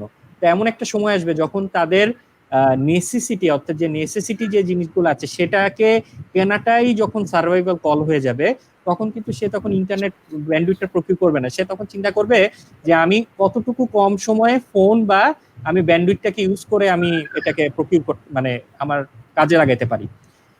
তখন যেটা হবে যে আমাদের ইন্ডাস্ট্রিতেও কিন্তু হ্যাম্পার হবে। এটা কিন্তু সেম, আমি একটা জাস্ট এক্সাম্পল দিলাম। তো এই ক্ষেত্রে অবশ্যই মানে সামাজিক দায়বদ্ধতা থেকে মালিকদের অবশ্যই সেটাকে ঠিক করে, যেটা আমি আগে বললাম, যে তখন অনেকগুলো অপরচুনিটি কিন্তু ক্রিয়েট হতে পারে। সেটা হচ্ছে যে আমার এই প্রতিষ্ঠানের কাজ হবে বা আমি যারা আছে, অর্থাৎ এই মুহূর্তে যারা কাজ করছে তাদেরকে কিভাবে আবার কি রিডিজাইন করতে পারে, আমি রিপ্রোডাক্ট। আপনি দেখেন যে বড় বড় অর্গানাইজেশন গুলো বিশ্বে যারা আগে হচ্ছে মোবাইল ফোন তৈরি করতো বা বিভিন্ন গাড়ি প্রস্তুত করতো, তারা এখন ফেস মাস্ক তৈরি করতেছে। তারা বিভিন্ন ব্যবসাটাকে তারা বিভিন্নভাবে মোডালিটি চেঞ্জ করে ফেলেছে। তা আমি মনে করি যে এইভাবে প্রত্যেকটা অর্গানাইজেশন চেঞ্জ হবে। অবশ্যই অবশ্যই এটা একটা ভাববার বিষয় যে অনেক মানুষের চাকরি হারাবে, কিন্তু এখানে যদি আমরা একটু সুন্দরভাবে এইচআর এবং মালিক পক্ষ সবাই মিলে সবাই বসে যদি আমরা চিন্তা করি যে না, আমাদের যে ফ্যামিলি যে মেম্বার গুলো আছে, অর্থাৎ এক্সটেন্ডেড ফ্যামিলি মেম্বার যে প্রতিষ্ঠানে যারা আছে, তাদেরকে কিভাবে রিটেন করা যায়, সেই সাথে আমাদের যারা যারা এখনো এই জব মার্কেট আসার জন্য রেডি হয়ে বসে আছে তাদেরকে কিভাবে কাজে লাগানো যায়। তো এই জায়গায় ব্যালেন্সিং করাটা ভেরি টাফ। অনেক কথাই হয়তো বা বলা যাবে, বাট করাটা খুব টাফ। বাট করাটা অসম্ভব না, কোনো কিছু অসম্ভব না। যেমনটা আমরা এখন বিভিন্ন সময়কে আমরা বিভিন্ন কাজ বা বিভিন্ন জিনিসকে আমরা ডিস্ট্রিবিউট করছি খুব সুন্দরভাবে। প্রপার ডিস্ট্রিবিউশন হলে অবশ্যই এটার সমাধান আসবে এবং সমাধান আসা উচিত। আদারওয়াইজ আমাদের অর্থনীতিতে একটা ব্যাপক ব্যাপক ব্যাপক ক্ষতি সাধন হবে এবং সমাজে চুরি ডাকাতি বা যে সকল খারাপ জিনিস আছে এই জায়গাগুলো, এই জিনিসগুলো বেড়ে যাবে। জি জি, thank you mister Mohammad Asif Hossain আপনার বক্তব্যের জন্য। আসলে একটি কোশ্চেন আছে যে আবুল বাসার নামে কোশ্চেন করেছেন, শিক্ষার্থীরা হচ্ছে বিশ্ববিদ্যালয়ের অন্যতম হিউম্যান রিসোর্স। এই করোনাকালীন সময় কোনো বিশ্ববিদ্যালয় কি তাদের রিসোর্সের জন্য পদক্ষেপ নিয়েছে? হ্যাঁ জি, ফখরুল ইসলাম হিমেল জি, বলেন আপনি। আসলে আমি কেন এখানে একটু বলতে চাইলাম, আসলে আমরা যদি বেস্ট প্র্যাকটিস গুলো দেখি, কোনো বিশ্ববিদ্যালয় কিন্তু এখানে বাংলাদেশের বিশ্ববিদ্যালয়গুলো বলেছে কিনা আমি জানি না। যদি তা না হয় তাহলে এখন বিভিন্ন বিশ্ববিদ্যালয় কিন্তু আমি গতকাল দেখলাম, যেমন ইউনিভার্সিটি অফ লন্ডন একটা পলিসি নিয়েছে, যেমন নো ডেট্রিমেন্ট পলিসি, মানে কারোর জন্য কোনো ক্ষতি নয়, এরকম কিছু একটা। আর একটা কথা হচ্ছে এইচআর যদি বলি, ইউনিভার্সিটির ক্ষেত্রে এইচআর এর দুইটা ফোকাস, একটা হচ্ছে তার স্টাফ, একাডেমিক এবং নন একাডেমিক, আর একটা হচ্ছে তার শিক্ষার্থী, দুইটাই কিন্তু আসলে action speaks louder than the policy written in the paper. তো এখন যদি অনেক আমাদের দেশে নেয়নি, কিন্তু কিছু কিছু বিশ্ববিদ্যালয় যেমন ইউনিভার্সিটি অফ মেরিল্যান্ড ইউএসএ, তারা দেখলাম যে তার ভার্চুয়াল মেন্টাল কেয়ার নামে একটা ইউনিট করেছে বিশ্ববিদ্যালয়। কারণ এই প্যান্ডামিকে কিন্তু অনেক স্টুডেন্ট একটু মেন্টালি কিন্তু একটু প্রেশারে থাকে, তো ওরা কিন্তু ভার্চুয়াল মেন্টাল কেয়ার নামে একটি ইউনিট করেছে। তারপরে আবার বিভিন্ন বিশ্ববিদ্যালয়ে দেখলাম যে ওরা ফিনান্সিয়াল এইড দিচ্ছে স্টুডেন্টদের, যেমন অনেকে দেখেছে ইকোনমিক্যালি একটু সলভেন্ট না, তাকে ফিনান্সিয়াল এইড দিচ্ছে। কিছু বিশ্ববিদ্যালয় ইতিমধ্যে ক্রাউড ফান্ডিং এর যাচ্ছে, যেমন মনে করেন আমাদের অ্যালামনাই যারা আছে, একটা বিশ্ববিদ্যালয়ের হিউজ অ্যালামনাই থাকে, এখন দেখা গেছে তাদের নিজেদের মধ্যে, শুধু ইউনিভার্সিটির উপরে যে কর্তৃপক্ষের যে সব করতে তা না, তাদের অ্যালামনাই অ্যাসোসিয়েশন ক্রাউড ফান্ডিং এর মাধ্যমে কারেন্ট স্টুডেন্টদেরকে হেল্প করছে, লোন ফ্যাসিলিটি দিচ্ছে, এখানে ছোট ছোট অনেক প্রতিষ্ঠান আছে। তো এভাবেই অনেক, তারপরে আমি কিউএসএ একটা প্রতিষ্ঠান যারা র্যাঙ্কিং করে, আপনি জানেন মিস্টার হিমেল, আমি যদি একটা জিনিস অ্যাড করি, যে প্রত্যেকটা ইউনিভার্সিটি কিন্তু তাদের একটা স্টুডেন্ট ওয়েলফেয়ার ফান্ড আছে, তাই না? সো এখান থেকে তারা হেল্প করতে পারে, তাদের অ্যালামনাই থেকে হেল্প করতে পারে। আমরা জানি অনেক বিশ্ববিদ্যালয় ইভিনিং প্রোগ্রামের কিছু টাকা ফ্যাকাল্টি বা ডিপার্টমেন্টের ফান্ডে জমা থাকে, তারা তাদের কন্ট্রিবিউট করতে পারে। স্টুডেন্ট কিন্তু আমি দেখতেছি চারপাশেই আসলে আমরা কন্ট্রিবিউট করতে পারি বা তাদের বিষয়ে পদক্ষেপ নিতে। অনেক সোশ্যাল মিডিয়াতে দেখেছি, অনেক বিশ্ববিদ্যালয় হয়তোবা করেছে, অনেক বিশ্ববিদ্যালয় হয়তোবা 4 ভাগে না করে 2 ভাবে করেছে। আশা করি আরো ধীরে ধীরে, যেহেতু ক্রাইসিসটা যখন বাড়বে তখন ডেফিনেটলি সব অ্যাঙ্গেলই হলিস্টিক ভাবে কাজ করবে। বিভাগ উন্নয়ন ব্যয় আছে, সেটা হয়তো আমাদের একটু ভেবেচিন্তে দেখেছে। আমাদের স্টুডেন্ট বিভাগ উন্নয়ন ব্যয় বলতে আমার বিভাগের শিক্ষার্থীদের জন্য আমি এখানে ব্যয় করতে পারি, এখানে হয়তো তার ক্লাসের আপনার যে ইন্টারনেট ব্যান্ডউইথ কেনার জন্য তাকে এইড করতে পারি, তার পরিবারের জন্য করতে পারি। এখন আসলে আমাদের দেশের বিশ্ববিদ্যালয়গুলো, বিশেষ করে পাবলিক বিশ্ববিদ্যালয়, কিন্তু যে ফান্ড আছে, একটু যদি আমরা রিডিস্ট্রিবিউশনে যাই, একটু নতুন করে একটু ভাবি, আমার মনে হয় অনেকটা সম্ভব। জি জি জি জি, থ্যাংক ইউ মিস্টার ফখরুল ইসলাম। যদি ম্যাডাম এই কোশ্চেনের উত্তর দেন, করোনার জন্য 1 বছর যদি সেশন জট লেগে যায়, তবে চাকরির বয়স কি বাড়ানো হবে? যদি এটা গভর্নমেন্টের পলিসির ব্যাপার। আমি তো চাইবো 1টা বছর বাড়ুক, কারণ আমার প্রত্যেকটা স্টুডেন্ট আমাদের সন্তানের মতো। তো এই সমস্যা তো শুধু একজনের না, সমস্যা প্রত্যেকের। যদি পুরো বাংলাদেশের সমস্যা হয়ে থাকে, তবে 1টা বছর চাকরির বয়স সীমা, কারণ যে ছেলে বা মেয়েটা জাস্ট এই বছরটা শেষ সময় ছিল হয়তো বিসিএস দেওয়ার, সে কিন্তু সেটা ফেল করছে, মিস করছে। সুতরাং এই 1টা বছর দেওয়াটাই হচ্ছে যুক্তিসঙ্গত হবে। সেটা আমার দেশের যে পলিসিটা ম্যাক্রো লেভেলে তৈরি হবে, সেটা নিশ্চয়ই, কারণ প্রাইভেটে তো আসলে বয়সটা বিষয় না, সেটা হচ্ছে আপনার পাবলিক জবের ক্ষেত্রে, বিসিএস এর ক্ষেত্রে, সেখানে অবশ্যই এটা বাড়ানো উচিত হবে বলে আমি মনে করি। জি, থ্যাংক ইউ ম্যাডাম। আশা করি যে বাংলাদেশ সরকারের জনপ্রশাসন মন্ত্রণালয়, পিসি হ্যাঁ, সবাই মিলে একটি ফ্রুটফুল সিদ্ধান্ত নেবে, এবং আমাদের ছাত্রদের অনেক ক্ষেত্রে দাবি ছিল যে 32 ইয়ার্স করা। তা আমার কাছে মনে হয় কিছুটা হইলেও যদি 31 ইয়ার্স করা হয় সরকারি চাকরির ক্ষেত্রে, তাও একটি হিউম্যান কাইন্ড একটা সিদ্ধান্ত হবে বলে আমরা বিশ্বাস করি। তবে মিস্টার মোহাম্মদ আসিফ হোসেন, আপনাদের প্রাইভেট সেক্টরে বয়সের কোনো ধরনের রেস্ট্রিকশন আছে কিনা, যে 30 এর আগে হইতে হবে বা পরে হইতে হবে বা এরকম কোনো না, ধরনের? আমাদের এখানে কোনো রেস্ট্রিকশন নাই। আমাদের একটাই রেস্ট্রিকশন আছে যে অবশ্যই এটাকে 18 বছরের নিচে হওয়া যাবে না, 18 বছর হতে হবে, ওই রেস্ট্রিকশনটা আছে। বাট এর বাইরে এটা স্কাইজ দ্য লিমিট। এখন যতদিন একজন মানুষের কাছ থেকে আমরা তার কাছ থেকে হেল্প নিতে পারি বা তাকে আমরা তার দক্ষতাকে কাজে লাগাতে পারি। জি, তানজিনা কবির, আপনাদের এখানে কোনো ধরনের এজ রেস্ট্রিকশন আছে জব এন্ট্রি করার ক্ষেত্রে? যে আমি হয়তো প্রাইভেট সেক্টর গুলোতে সবগুলোতেই যে জিনিসটা থাকে সেটা হচ্ছে আপনাকে মিনিমাম গ্রাজুয়েশনটা কমপ্লিট করতে হবে যদি আপনি মেইন স্ট্রিম জবে যেতে চান। আদার দেন যেটা সাপোর্ট ফাংশনস গুলো থাকে যেমন অফিস অ্যাসিস্ট্যান্স বা সাপোর্টের যে কাজগুলো থাকে ওগুলো ছাড়া সবগুলোতেই মিনিমাম গ্রাজুয়েশন সবাইকে কমপ্লিট করতে হয়। তো এটাই থাকে মেইনলি চাকরির জন্য তাদের প্রধান রিকোয়ারমেন্টটা থাকে এটাই। ওখানে আসলে বয়সটাকে মেইন ধরা হয় না, ধরা হয় যে আপনি মোটামুটি যদি গ্রাজুয়েশনটা কমপ্লিট করতে পারেন তাহলে সেখানে আপনি জয়েন করতে পারবেন। আদার দেন দ্যাট যারা আইটি রিলেটেড কাজগুলো আছেন ওখানে কিছু স্পেসিফিক টার্মস থাকে যে কাজগুলো যদি আপনি জানেন তাহলেই তারা ওখানের জন্য জয়েন করতে পারেন। তো আমি যতটুকু জানি যে এখন পর্যন্ত প্রাইভেট সেক্টরে আসলে বয়স নিয়ে কোথাও কিছু বলা হয়। জি জি, থ্যাংক ইউ ভেরি মাচ। আসলে আমি অনেক আবার ব্যাংকের সার্কুলার আমি দেখেছি এখন ইদানিং কালে দেখি যে অনেক ব্যাংকগুলোতে বলে দেয় যে এরকম এইজটা বলে দিচ্ছে, অথবা আপনাদের এই সেক্টরগুলোতে বলছে না এই যে আশা করি এই ব্যাংকিং ব্যবস্থা বা যে সকল সেক্টরগুলোতে একটা এইজের একটা লিমিটেশন আছে গভর্নমেন্ট সহ।